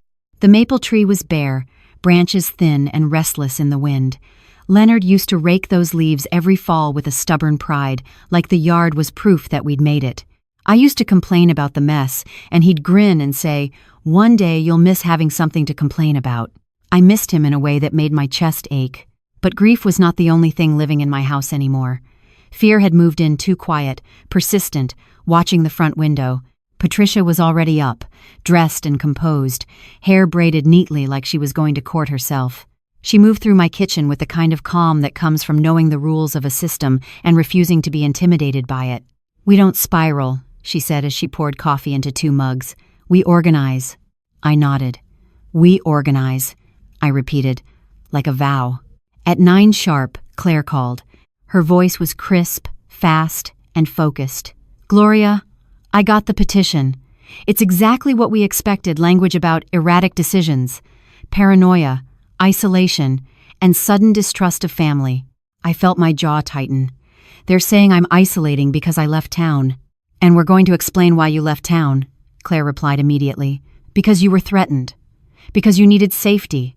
Because you were taking legal advice. That's not isolation. That's prudence." Patricia leaned over and mouthed, "Good." Claire continued, "Here's the important part. Now that they've filed, their allegations are on record. That means we can request discovery. We can subpoena their financial records. We can show the court motive." "Motive," I repeated. The word tasted sharp. You can do that already? We can request it, Claire said. And because this is tied to finances and alleged exploitation, we have a strong basis. We can subpoena bank records, credit card statements, loan applications, tax filings, anything relevant to demonstrate patterns of taking and misrepresentation. My stomach tightened, but not with doubt. With the weight of finally naming what had been happening. They'll know, I said. Yes, Claire replied. They'll be notified. That's part of the pressure. And Gloria, this is why documentation matters. They have stories. We have numbers. After the call, Claire's paralegal emailed a packet of forms for me to sign. Authorization, release of information, requests for records. Claire walked me through each one over the phone like she was guiding me across a narrow bridge. Gloria, she said, the court date is February 15th. That gives us time, but we need to move quickly. We're also confirming your neuropsych evaluation with Dr. Webb. But the subpoena is our turning point. It forces them into the light. I sat at my kitchen table and looked at the papers spread out in front of me. The language was formal, cold, full of words that don't care about the warmth of family. Petitioner, respondent, conservatorship, competency. I picked up the pen. Patricia watched me. You sure? She asked softly. I thought of the airport. Danielle's laugh. Maya's smirk. The way Danielle had grabbed those 4 business-class boarding passes and walked away like she'd taken something that was hers by right. I thought of Evan's voice on the phone. You have until Monday. I thought of Noah asking me if I was sick. And I thought of what would happen if I did nothing.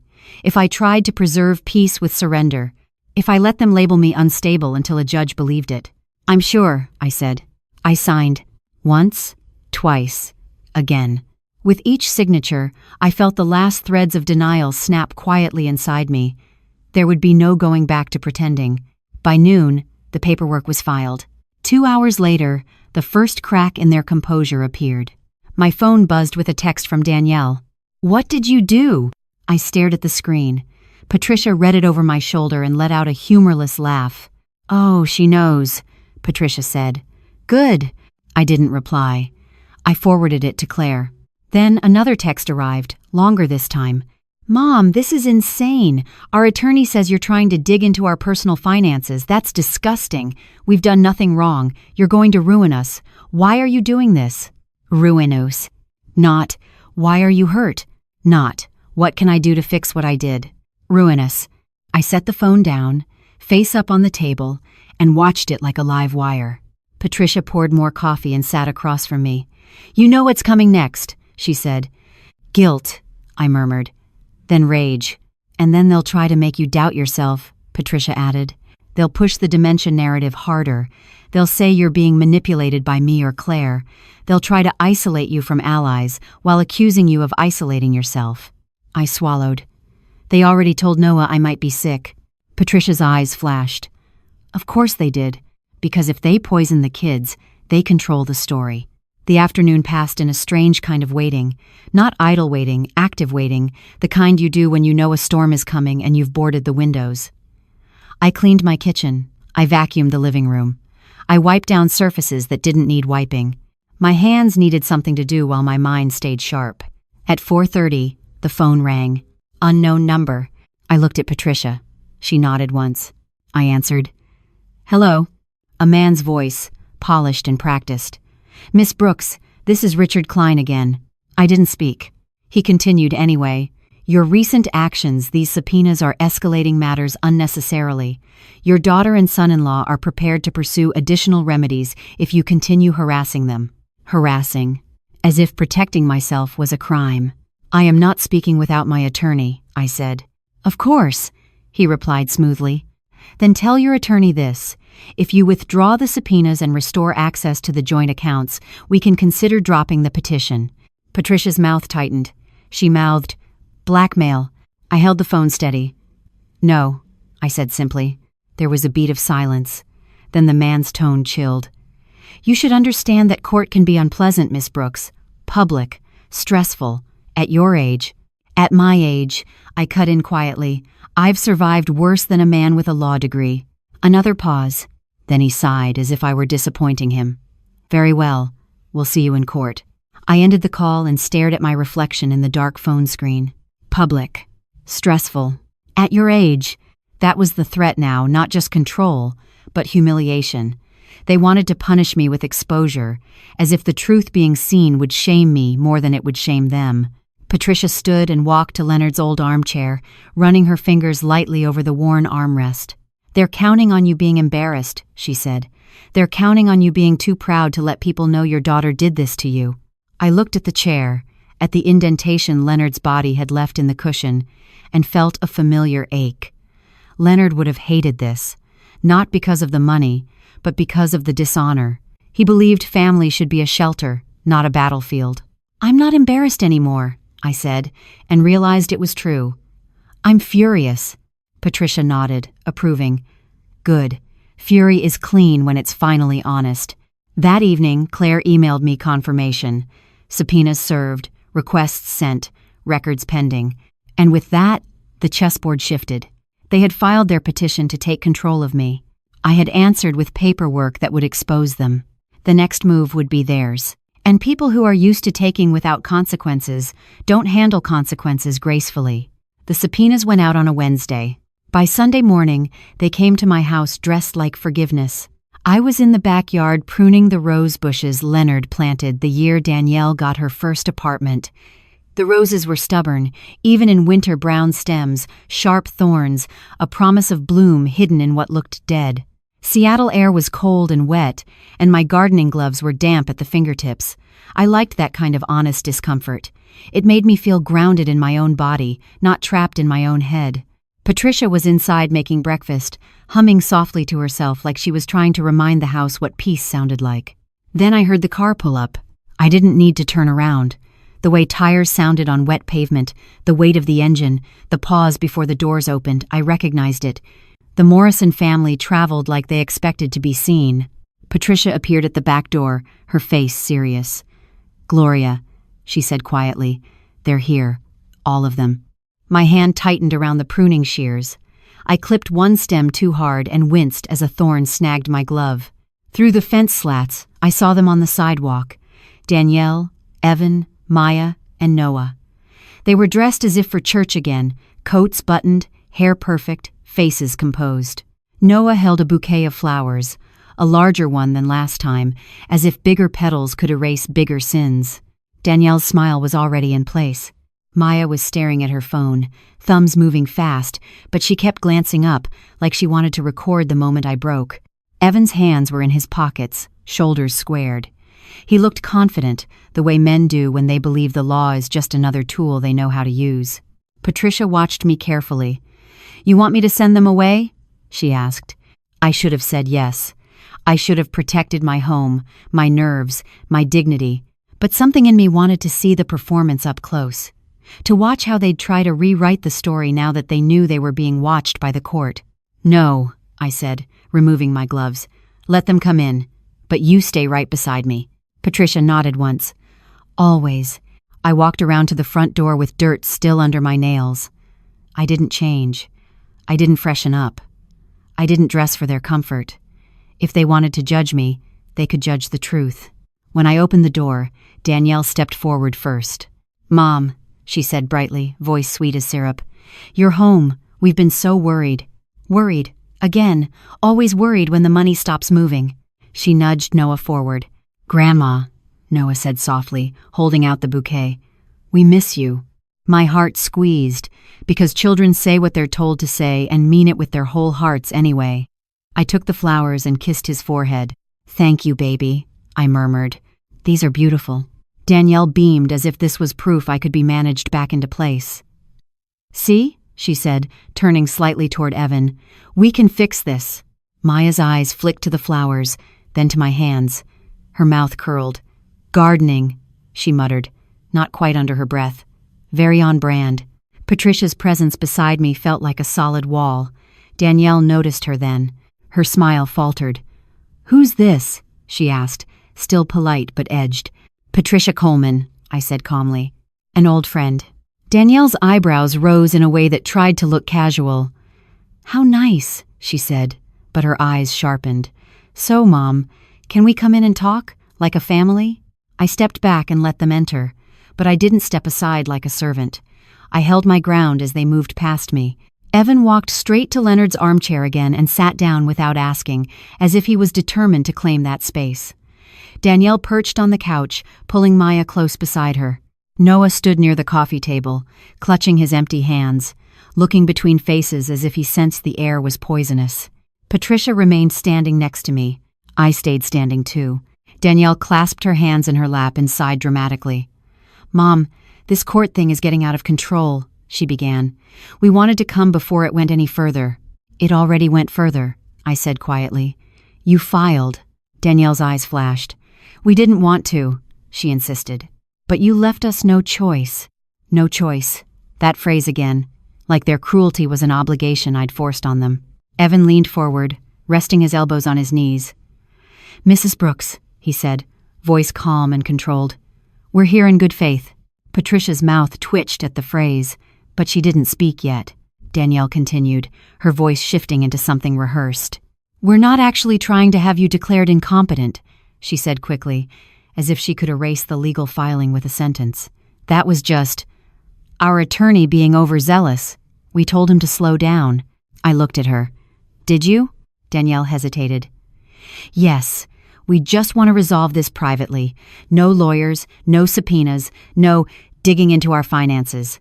There it was. The real wound. I let the silence stretch a beat. "What exactly are you proposing?" Danielle leaned forward, eyes glistening as if she'd practiced the look in the mirror.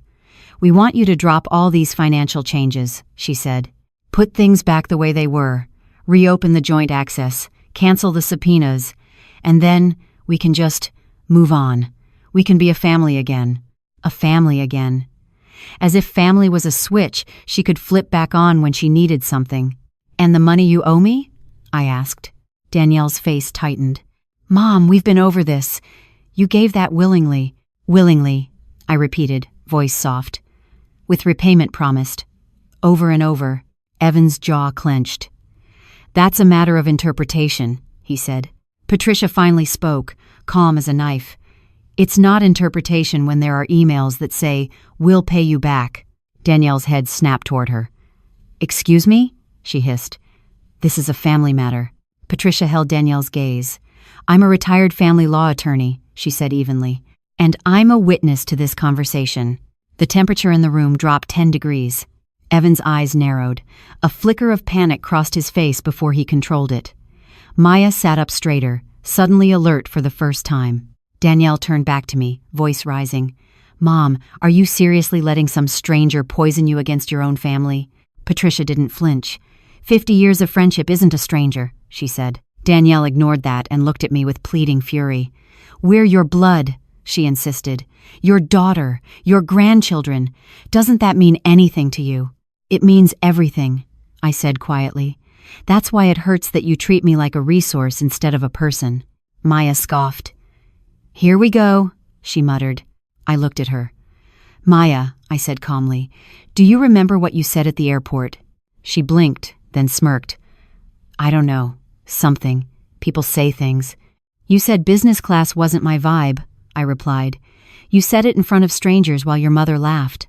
Danielle's cheeks flushed. "Mom." "And Danielle," I continued, "you told me someone like me should sit in the cheap seats." Evan's eyes flickered. Danielle's mouth opened, then closed. "We were stressed," Danielle said finally, voice brittle. "You were comfortable," I corrected. "On my money." Evan stood abruptly, patience gone. "All right," he said, voice hard now. "Here's reality. You have a choice." Patricia didn't move. I didn't move. "Drop the subpoenas," Evan said. "Restore access. Or we continue with the petition and you'll never see the kids again." The threat landed in the room like a dropped plate. Noah's face crumpled. "Dad," he whispered. Danielle shot up, panic flashing. "Evan!" Evan pointed toward the door. "Kids! Outside! Now!" Noah hesitated, tears already forming. Maya rolled her eyes dramatically but stood. Danielle shepherded them out, voice tight. "Go wait in the car," she told them, like she was managing a scene she didn't want witnessed. When the door shut behind them, Evan's polite mask disappeared completely. "Don't test me," he said coldly. "We have documentation of your erratic behavior. You disappeared. You closed accounts. You're accusing your family of theft. Any judge will see you're not stable. Patricia stepped forward slightly. Your documentation won't hold, she said calmly. We have medical evaluations. We have a long-term physician. We have evidence of your financial motive. Evan's nostrils flared. Danielle's eyes filled with tears again, but this time I wasn't sure whether they were real or simply reflex. Mom, Danielle whispered. Please, please don't do this. Think of Noah. Think of Maya. I stared at my daughter and felt something settle. Not hatred, not vengeance. A quiet, irreversible knowing. You tried to erase me, I said softly. You tried to turn me into a problem to be managed. Danielle shook her head, crying now. I made mistakes. You made choices, I corrected. And now you want me to pay for them again. Evan grabbed Danielle's arm. We're leaving, he snapped. He leaned in slightly as he passed me, voice low. You'll regret this, he said. I held his gaze, my voice quiet and steady. I don't think I will. They walked out, slamming the door hard enough to rattle the picture frames on my wall. Through the window, I watched Evan buckle Noah into the back seat with rough movements, watched Danielle climb into the passenger side, wiping her face, watched Maya stare straight ahead, jaw tight. Then they drove away. My legs felt weak all at once, like my body had been waiting until the danger left before it allowed itself to tremble. Patricia's hand caught my elbow, steadying me. My voice cracked. I swallowed hard. I just cut off my grandchildren. Patricia's grip tightened. No, she said firmly. They tried to weaponize those children against you. And you refused. That's not cutting them off. That's refusing to be extorted. I sank onto the couch, bouquet still in my hand, petals already starting to bruise from my grip. My chest ached with a pain that wasn't dramatic. It was old, slow, and deep. Patricia sat beside me, her voice softer now. They're scared, she said, and scared people make mistakes. You just have to hold the line. Hold the line. I stared at the wet street through my window and felt the weight of what was coming. Court, public scrutiny, more threats, more manipulation. But beneath the fear, beneath the grief, there was something else now. A spine I hadn't known I still had. February 15 arrived the way Seattle winter always does. Gray, wet, and relentless. Rain tapped the courthouse windows like impatient fingers, and the air inside smelled faintly of old paper, damp wool coats, and floor polish. King County Courthouse wasn't grand the way movies make courtrooms look. It was smaller, tighter, practical, the kind of place where people's lives get rearranged by routine. Claire met me in the lobby with a folder thick enough to qualify as a weapon. You okay? She asked, scanning my face the way doctors scan vitals. I'm here, I said. That's enough. Patricia stood at my other side, calm and steady, her hand briefly touching the small of my back like a quiet reminder. You are not alone. We walked through security, emptied our pockets into plastic bins, and climbed the stairs with the slow, inevitable feeling of approaching something you can't dodge. Outside the courtroom, Danielle and Evan were already there. Danielle's hair was perfect. Her makeup was subtle, the kind designed to make you look naturally fragile. She wore a navy coat and held a tissue in her hand like she'd been practicing holding it. Evan stood beside her in a tailored suit, jaw tight, eyes forward. Their attorney, Richard Klein, was there too, sleek and confident, a man who looked like he'd never been told no in a room like this. Maya wasn't with them today. Neither was Noah. That detail mattered. They didn't want children as witnesses now that the stakes were real. Or maybe they didn't want the kids hearing how easily adults can weaponize concern. Danielle avoided looking at me. Evan did not. His gaze met mine for a second, cool, controlled, then slid away. Claire leaned toward me. Remember, she murmured, do not react emotionally. Let them talk. We answer with facts. I nodded. The nurse in me understood that. In a crisis, you don't flail. You assess. We entered. The courtroom was already half full, a few people waiting for unrelated cases. A clerk at the front, a bailiff, a handful of quiet observers who looked like they'd wandered in by accident. Public space, public record. Evan wasn't wrong about that part. This was humiliation territory if you let it be. I sat at the respondents' table with Claire. Patricia sat one row behind us, close enough to feel like a shield. Across the aisle, Danielle and Evan took their seats with their attorney. Danielle's hands were clasped tightly, the tissue ready. Evan stared straight ahead. Then the judge entered. Judge Andrea Martinez was in her early 60s, steel gray hair cut clean, eyes sharp in a way that felt both weary and intolerant of nonsense. She took her seat and scanned the room once, like she could already smell manipulation. "Good morning," she said. "Please be seated." Her gaze moved to the paperwork. "We are here for Morrison versus Brooks, petition for emergency psychiatric evaluation and temporary conservatorship." Hearing my name as a versus made my stomach twist, even though I'd known it was coming. Danielle, my daughter, had put herself on the opposite side of a courtroom from me, not because I was lost, not because I was confused, because I had said no. Judge Martinez looked at Richard Klein. "Mr. Klein, you may proceed." Klein stood smoothly, shoulders back, voice full of polished concern. "Your Honor, we are here out of deep worry for Mrs. Gloria Brooks, a 68-year-old widow who has recently exhibited alarming behavior suggesting cognitive decline." I kept my face still. Claire's pen hovered above her notepad. Klein continued, building the story like a man laying bricks. "Mrs. Brooks has, without explanation, closed joint accounts, restructured her estate, made accusations against her own family, and disappeared for days. Her daughter, Miss Danielle Morrison, has attempted repeatedly to assist her mother and ensure her safety, only to be met with hostility and paranoia." Paranoia. There was that word again. Judge Martinez's expression didn't change. "Call your first witness." Klein called Danielle. My daughter stood, smoothed her coat, and walked to the stand with controlled steps. She placed a hand over her chest as she took the oath, like she was already framing herself as the wounded party. When she sat, her eyes gleamed. The tissue was ready. Danielle's testimony was a performance I recognized immediately.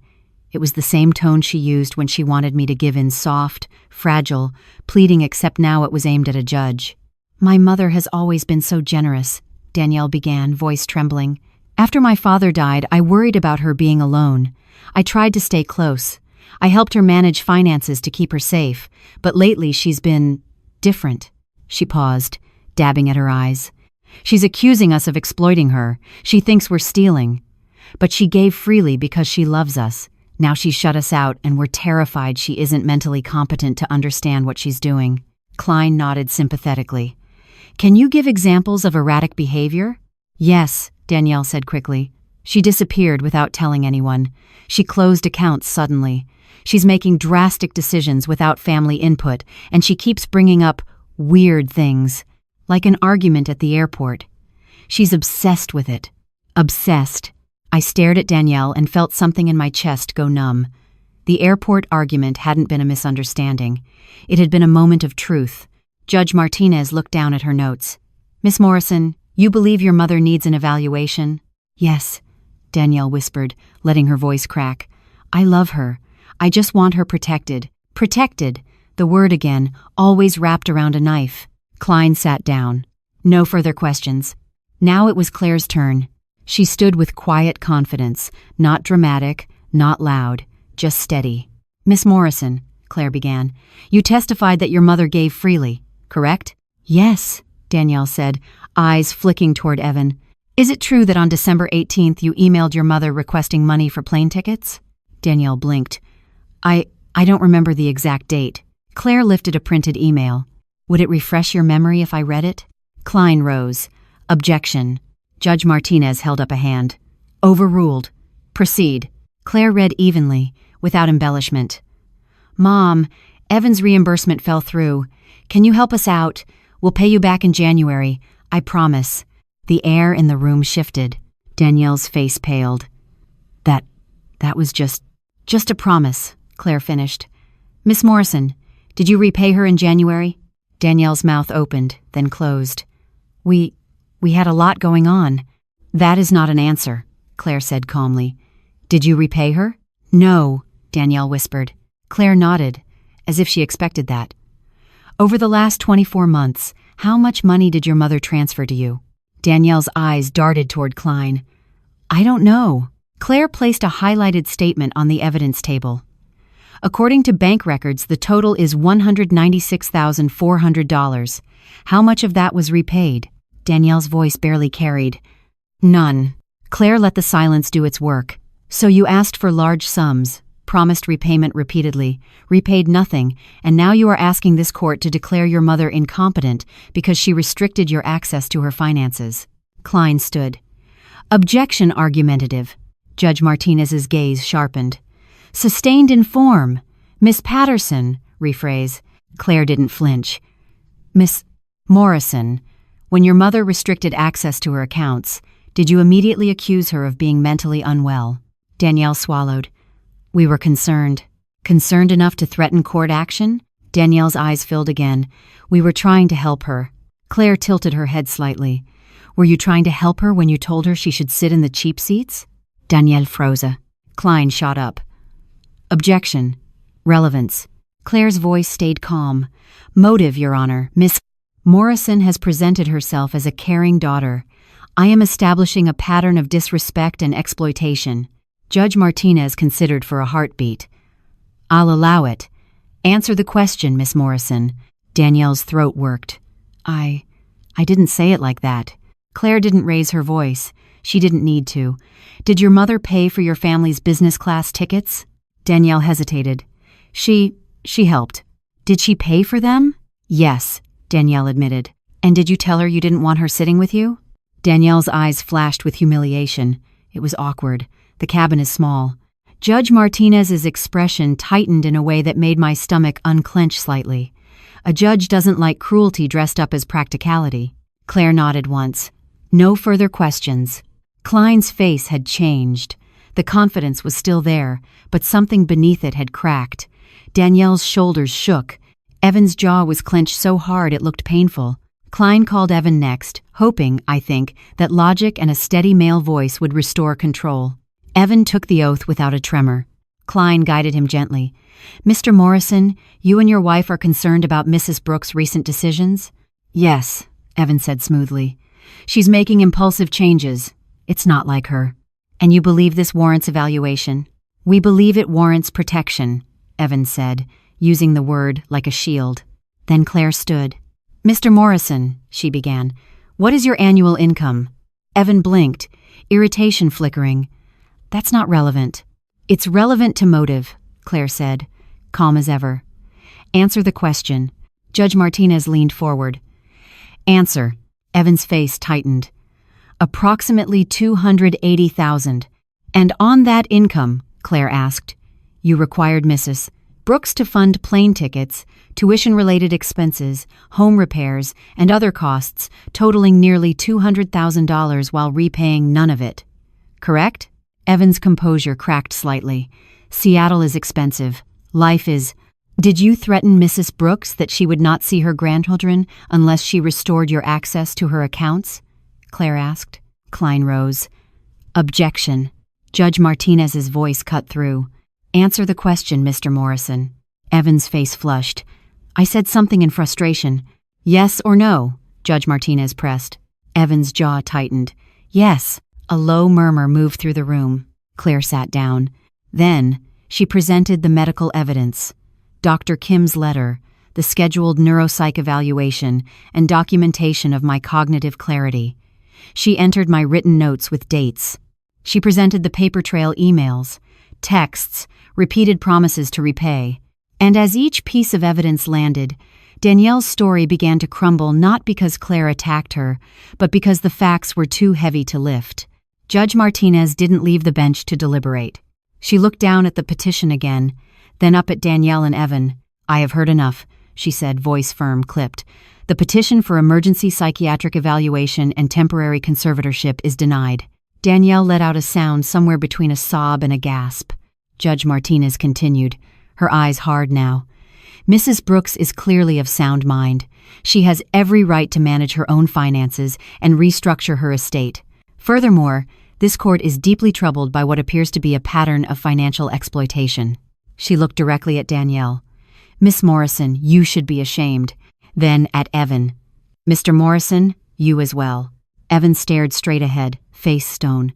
Danielle's tears fell freely now, but I couldn't tell whether they were grief or the collapse of a strategy. Judge Martinez's gavel came down softly. This matter is adjourned. Outside the courtroom, the hallway was bright and cold with fluorescent lighting. Danielle tried to approach me, hands out like she wanted to grab my sleeve, my attention, my forgiveness. "Mom," she whispered, voice breaking. "Please, don't do this." I stepped back. "Just don't," I said quietly. Evan stood behind her, face tight, eyes calculating, already thinking about damage control. "We can fix this," Danielle pleaded. I looked at her, really looked at her. Not the baby I rocked, not the girl I taught to ride a bike, but the woman who tried to erase my autonomy with a legal filing. "You tried to have me declared incompetent," I said, voice low, "so you could control my money." Danielle flinched. "There's no fixing that," I finished. Then I turned and walked away, Claire beside me, Patricia a few steps behind, rain waiting outside like the world's steady reminder that storms pass, but the ground remembers what broke. I thought the worst part would be walking out of that courtroom. I thought the worst part would be hearing a judge say the words financial exploitation out loud, in public, with my daughter's name attached to them like a stain she couldn't scrub off. I was wrong. The worst part came 3 weeks later, when my phone rang on a Tuesday morning, and Claire's voice sounded both satisfied and weary, like someone who'd won a battle and was already bracing for the next one. "Gloria," she said, "I wanted you to hear this from me first." I was at my kitchen table with a bowl of oatmeal I hadn't touched. The rain had stopped for once, and weak sunlight lay across the floor like it didn't quite trust Seattle either. Patricia had gone back to Portland a week after the hearing, but we spoke every few days. My house was quiet again, but it no longer felt like an empty place. It felt like mine. "What is it?" I asked. "The transcripts are public record," Claire said. A reporter picked up the story. My stomach tightened. "A reporter?" "Yes," she replied. "Seattle Times. The article ran this morning." For a moment, I didn't speak. My first instinct was shame, not for what I'd done, but for what people might say, what neighbors might think, what church ladies might whisper. I could already hear the undertone. Family business should stay in the family. Then I heard Leonard's voice in my head, quiet and firm. "Dignity isn't what people say about you. It's what you refuse to accept." "Send it," I said. Claire emailed the article while we stayed on the phone. I opened it and read the headline once, then again, because the words felt unreal even when they were right in front of me. Local couple attempted conservatorship of elderly mother after receiving nearly $200,000 in funds. It wasn't poetic. It wasn't dramatic. It was clinical. And that made it worse for them. The article didn't need to call Danielle cruel. It didn't need to call Evan predatory. It listed dates and numbers like a ledger and let the facts do what facts always do when they're finally seen, strip away the performance. It mentioned the denied petition. It quoted Judge Martinez's concern about exploitation. It included enough detail to make it impossible to explain away as a misunderstanding. My name was there. Danielle's name was there. Evan's name was there. And then, like a knife sliding in quietly, the article named Evan's employer in the financial sector, because of course it did. Public records are public records, and reputations are fragile when you build them on trust. Claire waited while I read, letting silence settle over the phone line. When I finally exhaled, it sounded like air being released from a sealed room. "How bad is it?" I asked. "It's not flattering," Claire said. "And there's more. Evan's firm has opened an internal investigation, attempting to gain control over an elderly relative's finances while working in financial services. It raises red flags." A small part of me, an old part, flinched at the idea of Evan losing his job. That part still wanted to minimize consequences so my daughter wouldn't suffer. That part still believed I could absorb the damage so my child could stay clean. But that woman, the woman who would have covered for Danielle, had been left at the airport counter. She'd been left holding an economy boarding pass and an empty hand. "What happens now?" I asked. "They'll likely interview him," Claire replied. "They may put him on administrative leave while they review. And Gloria, this is important. None of this is your doing. This is the result of what they chose to file. They made it public." I looked down at my oatmeal, now cold, and felt something I hadn't expected. Not joy, not revenge. A calm, hard sense of fairness. They wanted a judge to declare me incompetent. They wanted to use the state to take control. They wanted to do it quietly, in a way that left me looking unstable and them looking responsible. Now the world could see the truth. Claire's voice softened. "How are you feeling?" I thought about it honestly.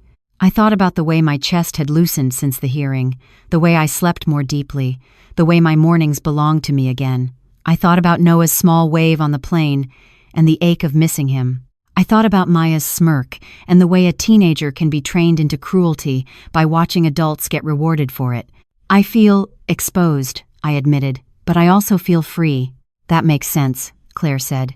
"You did something most people can't do. You stood up to your own family." After we hung up, I sat there for a long time with the article open on my laptop. I read it again, not because I needed to punish myself, but because I needed to accept reality in its clearest form. This was no longer just my private pain. This was a public record of what happens when adult children see their parents as assets. And that thought made my hands tremble, not because I was afraid, but because I knew how common it was. How many women my age are quietly being drained, managed, softened into compliance by guilt and the threat of loneliness. My phone buzzed. A text from an unknown number, but I knew the rhythm of Danielle's panic even without her name attached. "Mom, please call me. This is getting out of hand." Another buzz, almost immediately. "Evan's job is at risk. They're investigating. Why would you do this to us? Why would you do this to us?" Not, "I'm sorry." Not, "I didn't realize." Not, "I humiliated you." The messages were still about them. I forwarded them to Claire and did not respond. That afternoon, I went to the mailbox and found a small envelope without a return address. My fingers hesitated before opening it. Inside was a note in Maya's handwriting, sharp and slanted, written in black ink. "Grandma, people at school are talking. Mom is freaking out. Dad is mad. This is embarrassing. Can you just stop?" Embarrassing. That word again. It was never, "You hurt me, Grandma." It was always, "You made us look bad." I stood on my porch holding that note while a cold wind moved through the trees. The maple branches tapped faintly like a metronome, keeping time with a truth I couldn't ignore. Danielle and Evan had taught Maya that shame mattered more than respect. And now Maya was learning, in real time, what happens when you treat people like disposable sources of comfort. 2 days later, Claire called again. "Gloria," she said, "Evan has been placed on administrative leave." I closed my eyes. The old me would have rushed to soften the blow, to reach out, to offer an off-ramp, to say, "Let's forget this. Let's make it quiet again." But quiet had been their weapon. So I stayed quiet in a different way. A way that held the line. That evening, I attended my library book club for the first time in months. I'd been meaning to go back since Leonard died, but Danielle always seemed to schedule something that required my help. Money, babysitting, errands. I'd given away my time the way I'd given away my funds without noticing the cost.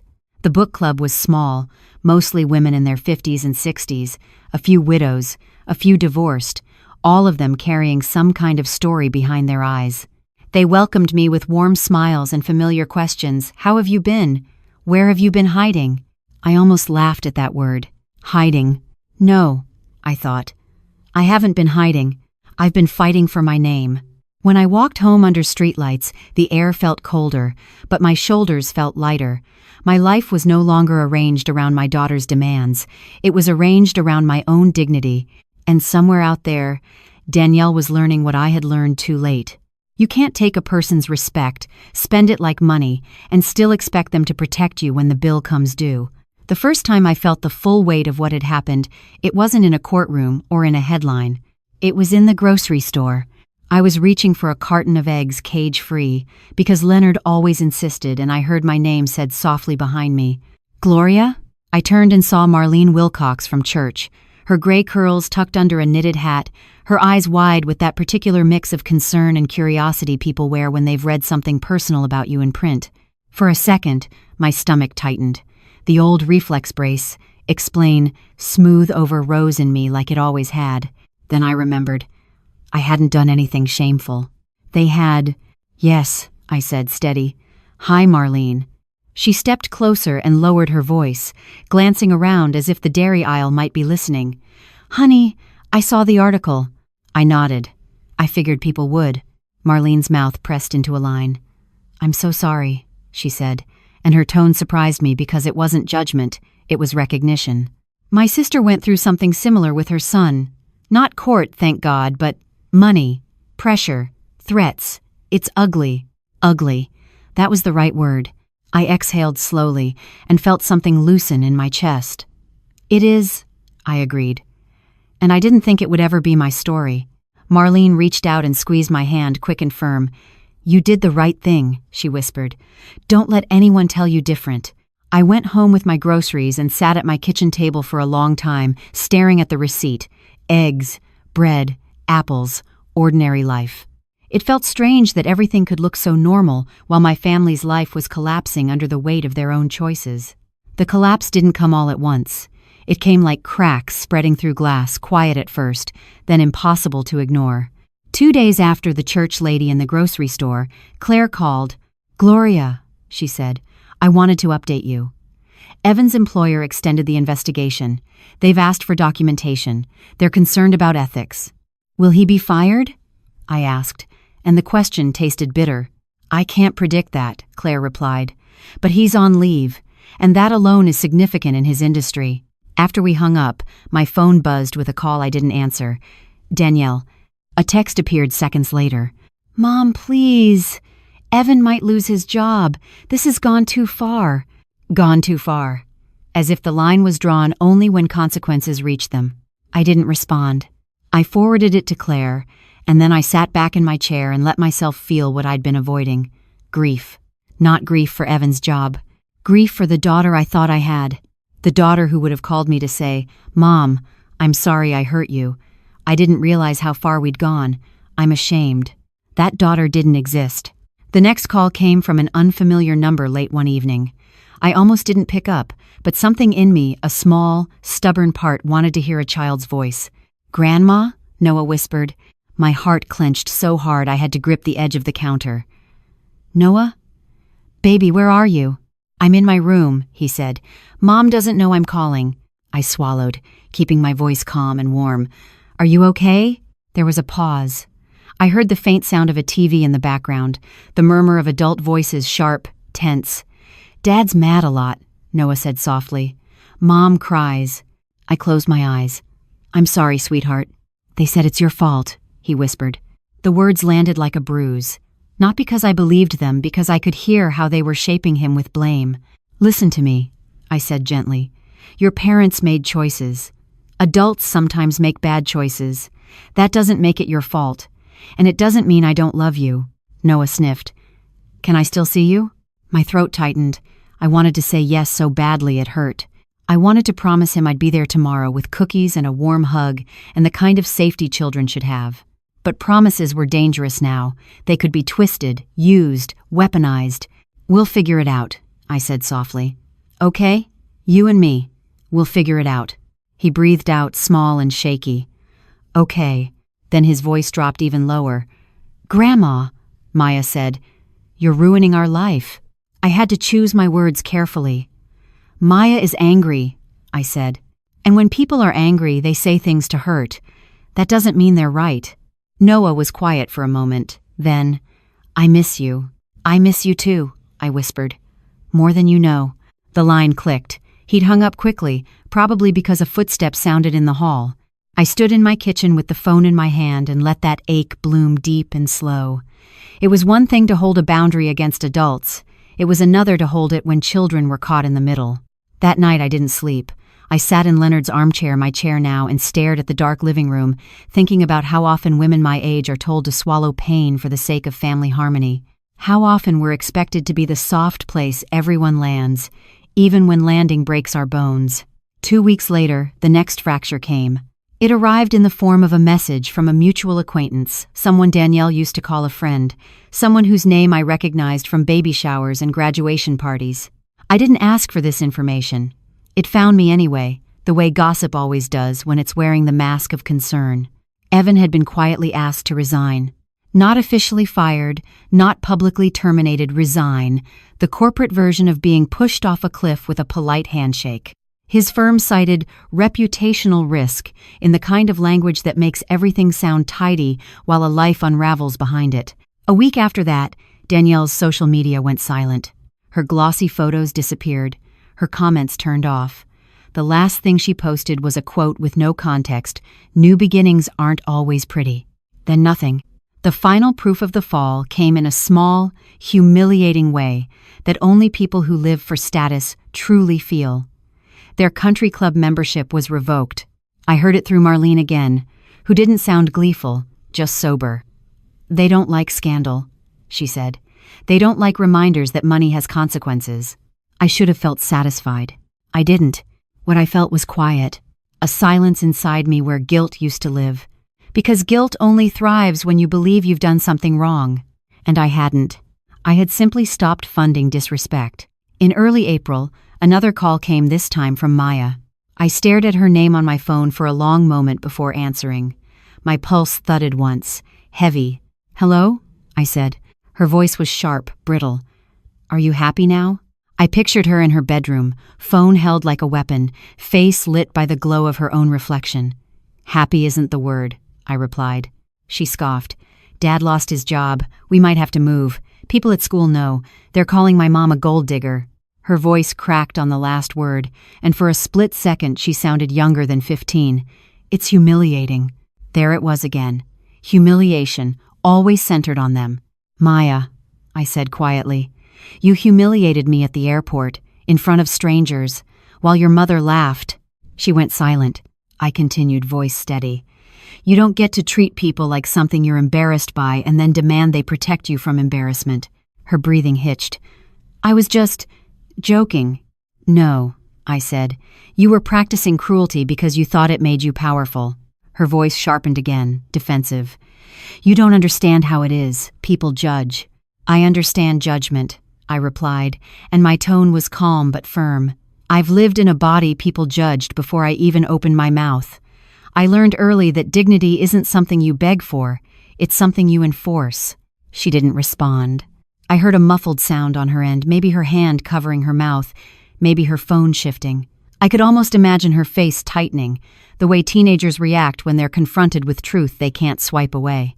"Grandma," she said finally, quieter, "Mom says you did this to us." I closed my eyes. "No," I said softly. "Your parents did this when they chose to threaten me instead of apologize." A long silence. Then Maya's voice came back, low and resentful. "Whatever."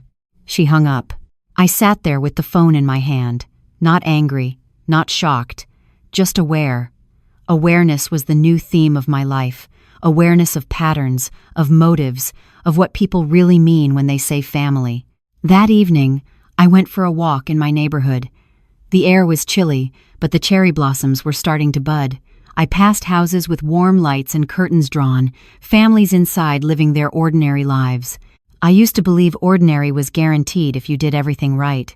Now I knew ordinary is something you protect. And as I walked, I felt something else alongside the grief. Freedom. Not the loud kind. Not the celebratory kind. The quiet kind that comes when you stop paying for your own erasure. The first warm day in April felt almost rude. Seattle doesn't ease you into spring. It teases you with one afternoon of sunlight and soft air, like it's testing whether you deserve relief. The neighborhood smelled faintly of wet earth and new leaves. Birds were loud in the maple branches, as if they'd been waiting all winter for permission to sing again. I was standing at my kitchen counter slicing an apple when the mail slot clacked and an envelope slid onto the doormat. Most days the mail is harmless. Coupons, utility statements, a catalog I never asked for. But that envelope, plain white, no return address, made my fingers go cold around the knife. I set it down and walked to the door slowly, like I was approaching something that might bite. The handwriting on the front was Danielle's. Not her neat printed style, but the rushed cursive she used to write on permission slips when she was younger. The kind of handwriting that looked like someone had been holding their breath while they wrote. For a full minute, I just stood there staring at it. Because letters are different than texts.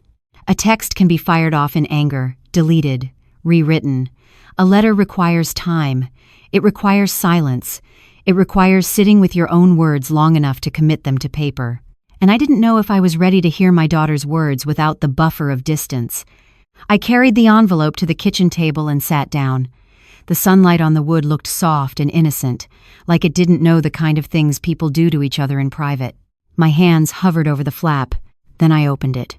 One sheet of lined paper slid out. Danielle's handwriting filled both sides. Mom, I know you probably won't read this, but I need to write it anyway. I've been thinking about everything, and I can't sleep. I keep hearing my own voice in that airport. I keep seeing your face. I can't pretend anymore. You were right. There it was, right on the second line, like she didn't want to risk losing her nerve. I kept reading. I used you. I took advantage of you. I told myself it was just family helping family, but the truth is I treated you like an ATM. I acted like you owed me because you're my mother. And when you finally stood up for yourself, I panicked. I didn't want to face what I'd become, so I tried to make you the problem. My throat tightened. My eyes didn't water. They stayed dry, almost hard, like my body was refusing to give her tears too easily. I read on. Evan and I have been fighting constantly. The investigation destroyed his reputation. He was asked to resign. We sold the Mercedes. We moved out of the neighborhood. Maya is furious and embarrassed. Noah has nightmares. The life we built wasn't real. It was built on your generosity and my entitlement. The words hit like a bruise you didn't notice until someone touched it. The life we built wasn't real. That was the truth I'd been circling for months. She had written it without me having to say it. Then her handwriting shifted messier, like she'd pressed too hard. I don't expect forgiveness. I don't deserve it. I'm not writing this to ask for money or help. I'm writing this because I need you to know I'm ashamed. I'm ashamed of how I spoke to you. I'm ashamed of what I allowed Maya to say to you. I'm ashamed that I didn't protect you in public. I didn't even protect you in private. My fingers tightened around the page. Protect you.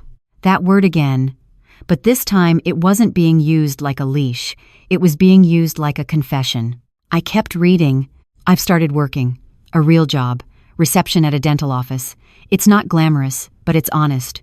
For the first time in years, I'm earning something. And it's humiliating in ways I didn't understand, before standing on my feet all day, getting talked down to sometimes, feeling exhausted when I get home, but it's also grounding. Grounding. Like she had finally discovered gravity. Then came the line that made my chest ache in a way the legal paperwork never had. Noah asks about you all the time. He still talks about the pretzels you always have in your purse. He keeps asking when he can see you. Maya won't admit it, but she misses you too. She's angry at you because she's angry at herself. She's learning that you can't disrespect people and call it confidence. I wish I had taught her that instead of teaching her to perform. My mouth went dry. I imagined Noah's small face, the way he clutched those flowers, the way he asked if I was sick. I imagined Maya so sharp, so proud, so easily cruel, trying to outrun the shame of what she'd done by blaming me for the consequences. Danielle's handwriting slanted downward near the bottom, like the weight of her words had pulled it. I miss you, Mom. I miss the version of you I used to take for granted.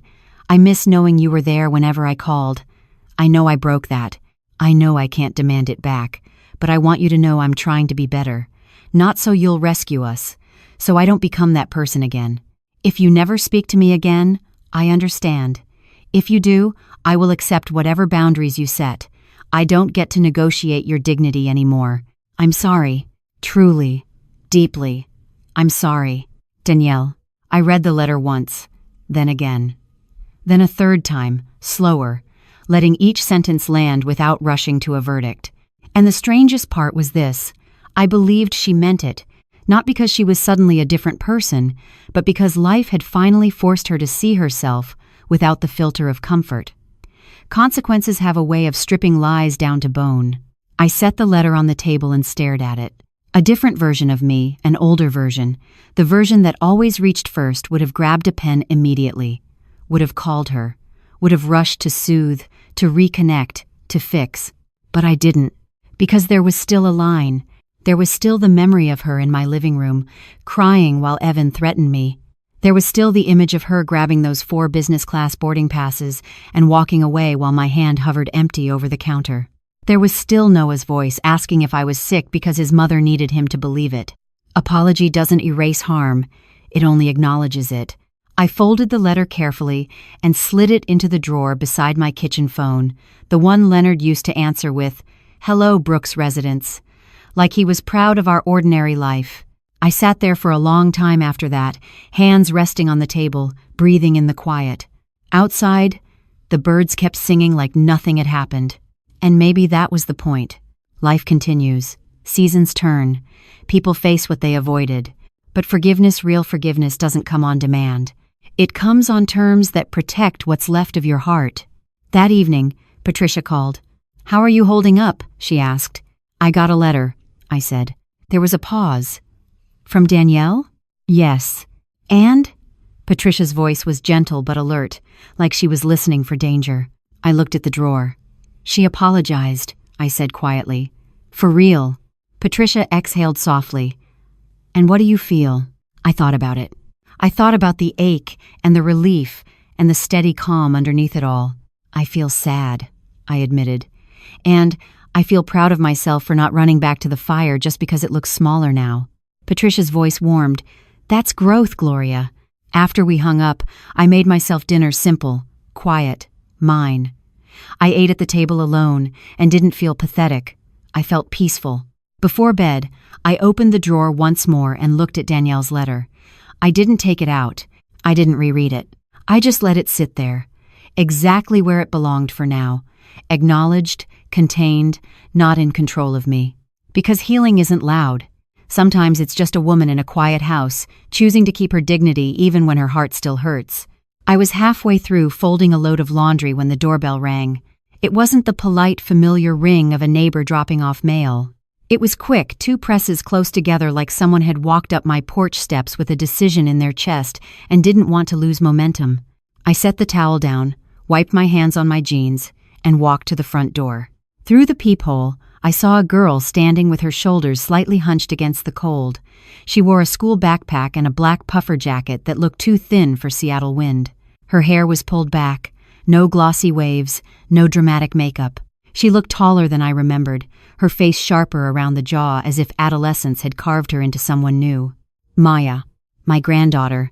I opened the door before I could overthink it. "Maya," I said carefully. She looked up, and for a second I saw fear flicker across her eyes. Real fear, not attitude. Then she swallowed and lifted her chin like she was forcing herself to stand in a storm. "Grandma," she said. Her voice cracked on the word. "Can I come in?" My first instinct was to pull her into a hug, to bring her out of the cold and out of whatever mess her parents had built. But my body didn't move right away. Because I remembered the airport. I remembered her smirk. I remembered the way she'd said business class wasn't my vibe, like it was a joke everyone should enjoy. Boundaries aren't walls. They're doors you open carefully. "Yes," I said. "Come in." She stepped inside, looking around my living room like it was a place she had only visited in childhood and couldn't remember properly. Her gaze landed on the framed photo of Leonard on the mantel, my husband in his gardening hat, smiling like the world had never hurt him. Her eyes shifted away quickly. She stood there with her backpack straps clenched in both fists. "Does your mother know you're here?" I asked. Maya shook her head. "No." The word came out flat. Then she added, "I took the bus." I blinked. "From where?" "From our place," she said, and there was something in her tone that told me she didn't want to describe it. Not the neighborhood, not the smaller space, not the way their life had shrunk. I told Mom I was going to the library. My chest tightened. "Maya, that's not safe. You should have—" "I'm 16, she cut in, a flash of the old sharpness returning. Then it faded. "Almost, and I needed to talk to you. Alone." I studied her face.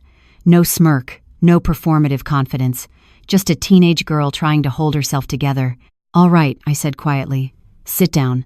She sat on the couch, perched on the edge the way nervous people do, like she might need to bolt. I sat in the armchair across from her, keeping a comfortable distance close enough to be present, far enough to keep control of the moment. Maya glanced at her hands, then blurted, "People still talk about it." My stomach tightened. "About what?" "The court thing," she said. "The article. My dad, my mom, everyone at school." Her voice cracked and she swallowed. "They look at me like I'm dirty." I didn't respond right away. Not because I didn't care, but because I wanted her to sit in the truth without me rescuing her from it. She lifted her head, eyes shining. "I hate it," she said. "I hate being the girl whose parents tried to steal from her grandma." Steal. It was the first time anyone in that house had used the honest word. Maya's face tightened as if the word burned. Mom says it wasn't stealing, she rushed on. She says you gave it. She says you're dramatic. She says you wanted to punish us. I inhaled slowly. And what do you think?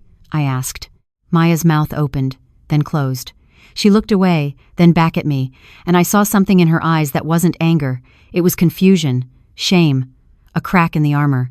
I read the transcripts, she said suddenly. My heart thudded once, hard.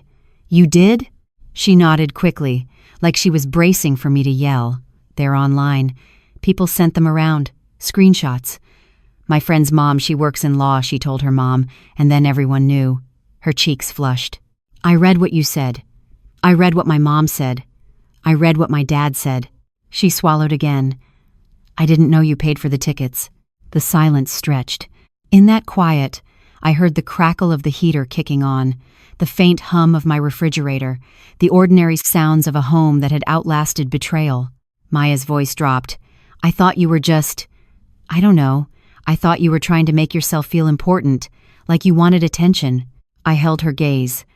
And now, her eyes filled. Now I know I was wrong. The words were small, but they were honest. And honesty from a teenager is worth more than performance from an adult. I didn't move. I didn't soften my face into automatic forgiveness. I let the moment breathe. Maya wiped under one eye quickly, angry at her own tears. I didn't mean to. She stopped, then tried again. I did mean it. That's the messed up part. I meant it because I thought it made me cool. There it was. The confession underneath the attitude. I leaned forward slightly. Maya, I said quietly, confidence isn't cruelty. Her lips pressed together. You can be strong without making someone else small, I continued. What you did at the airport wasn't confidence. It was humiliation.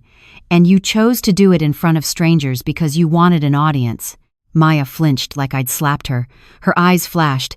Everyone humiliates everyone, she snapped, the old defense rising. That's how it is. People judge. I nodded slowly. You're right, I said. People judge, but you don't have to join them. And you don't get to call it how it is when you're the one doing harm. She stared at me, breathing hard through her nose. Then her shoulders sagged. I didn't think it would come back, she whispered. That sentence, more than any apology, told me the truth about the world she'd been living in. Consequences were theoretical until they weren't. I kept my voice steady. Actions always come back, I said. Maybe not immediately, but they do. The question is what you do when they arrive. Maya looked down at her backpack, fingers twisting the strap. My dad's not the same, she said quietly. He's angry all the time. He yells at Mom. Mom cries and then tells us to be grateful for what we have, like she's trying to convince herself. She swallowed. Noah asked if it was his fault. My chest tightened. It isn't. I know, Maya said quickly. Then she hesitated. I'm not calling because I want you to fix it. That made me look at her harder. She met my gaze. I don't want to be like them, she said, voice shaking. I don't want to be the kind of person who takes and then blames the person who finally says no. The words landed heavy.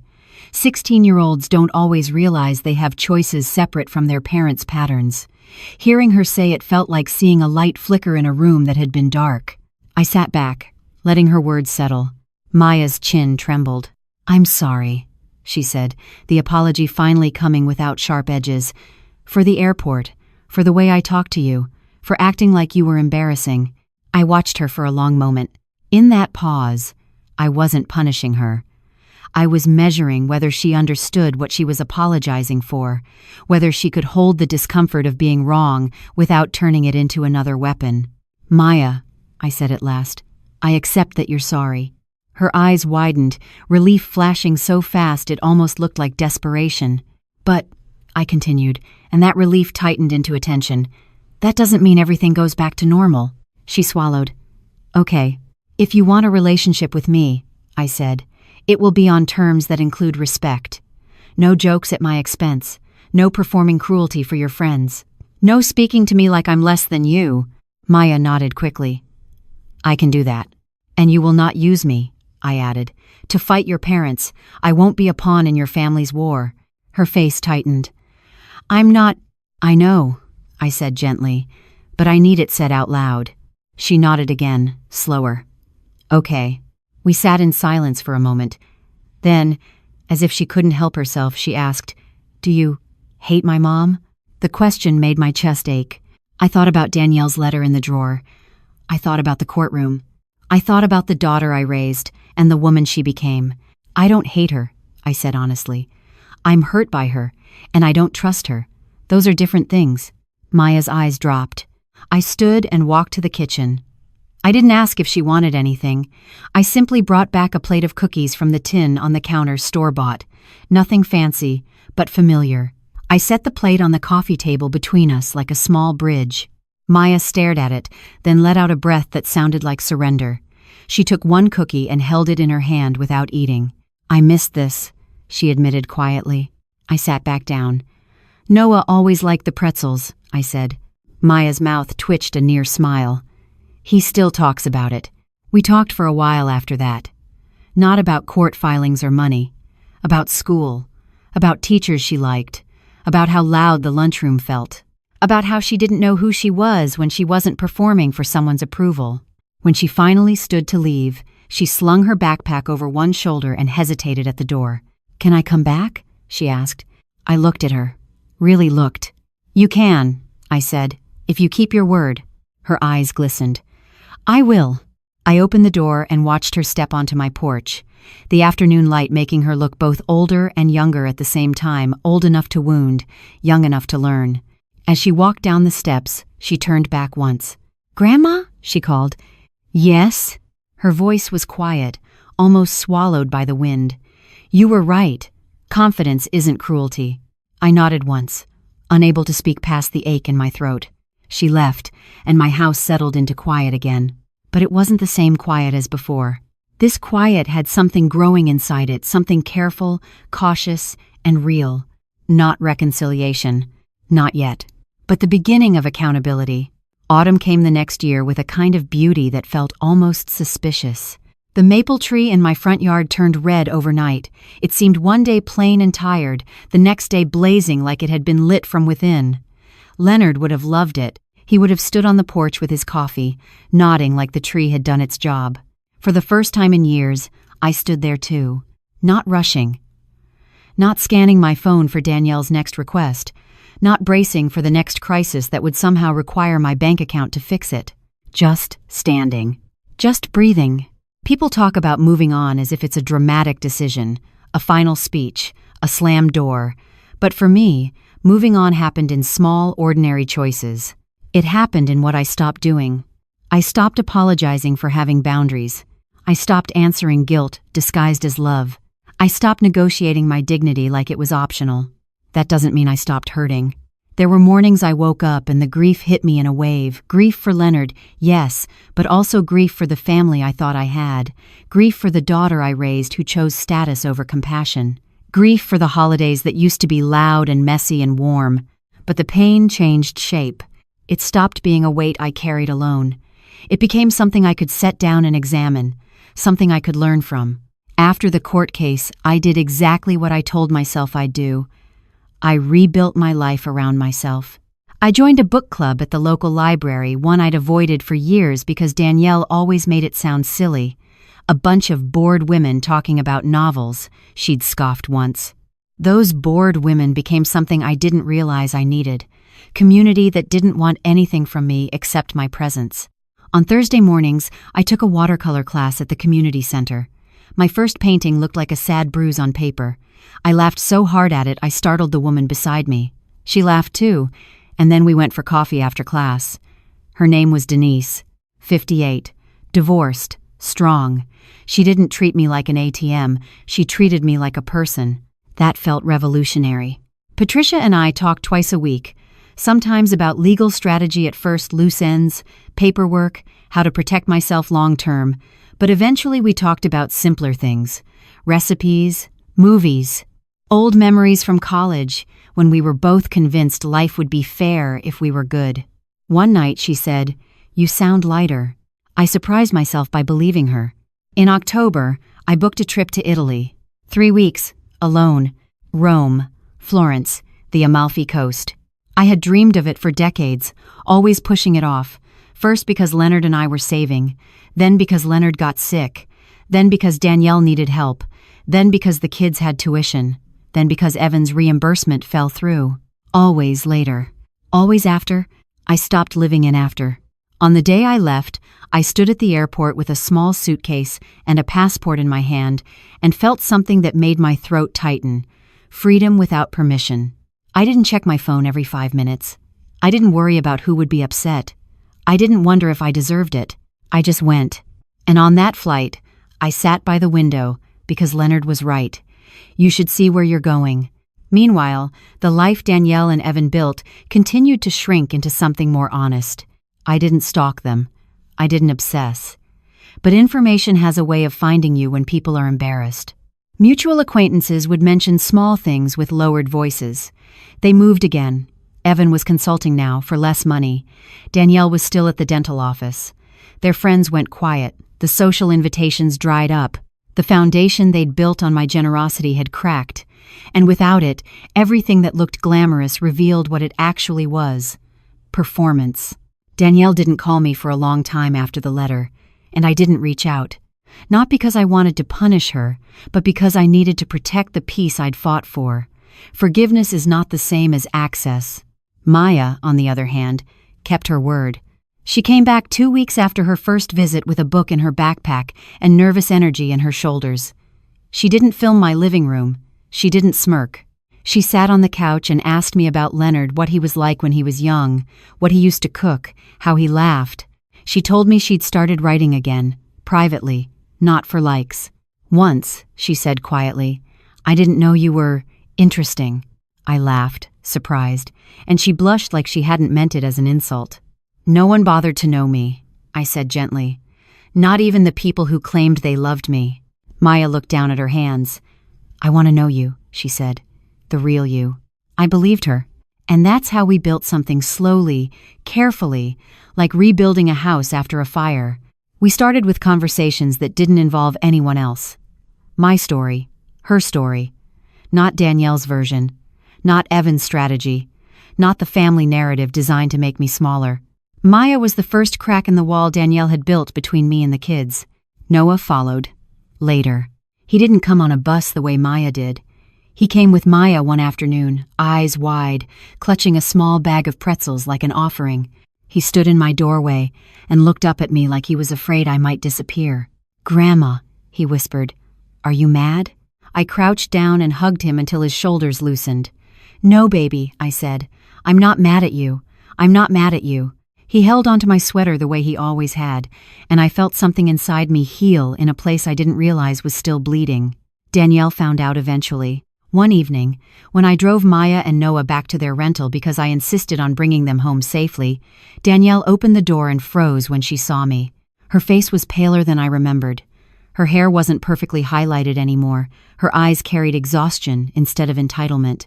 She didn't speak at first. I spoke before she could fill the silence with excuses. They came to see me, I said calmly, and I'm bringing them back safe. Danielle swallowed hard. I didn't know they were coming. Maya is old enough to choose, I said, and Noah shouldn't be punished for adult mistakes. Tears filled Danielle's eyes, but she didn't perform them this time. They looked heavy, shameful. I'm sorry, she whispered again, like it was all she had left. I held her gaze for a long moment. I didn't step forward.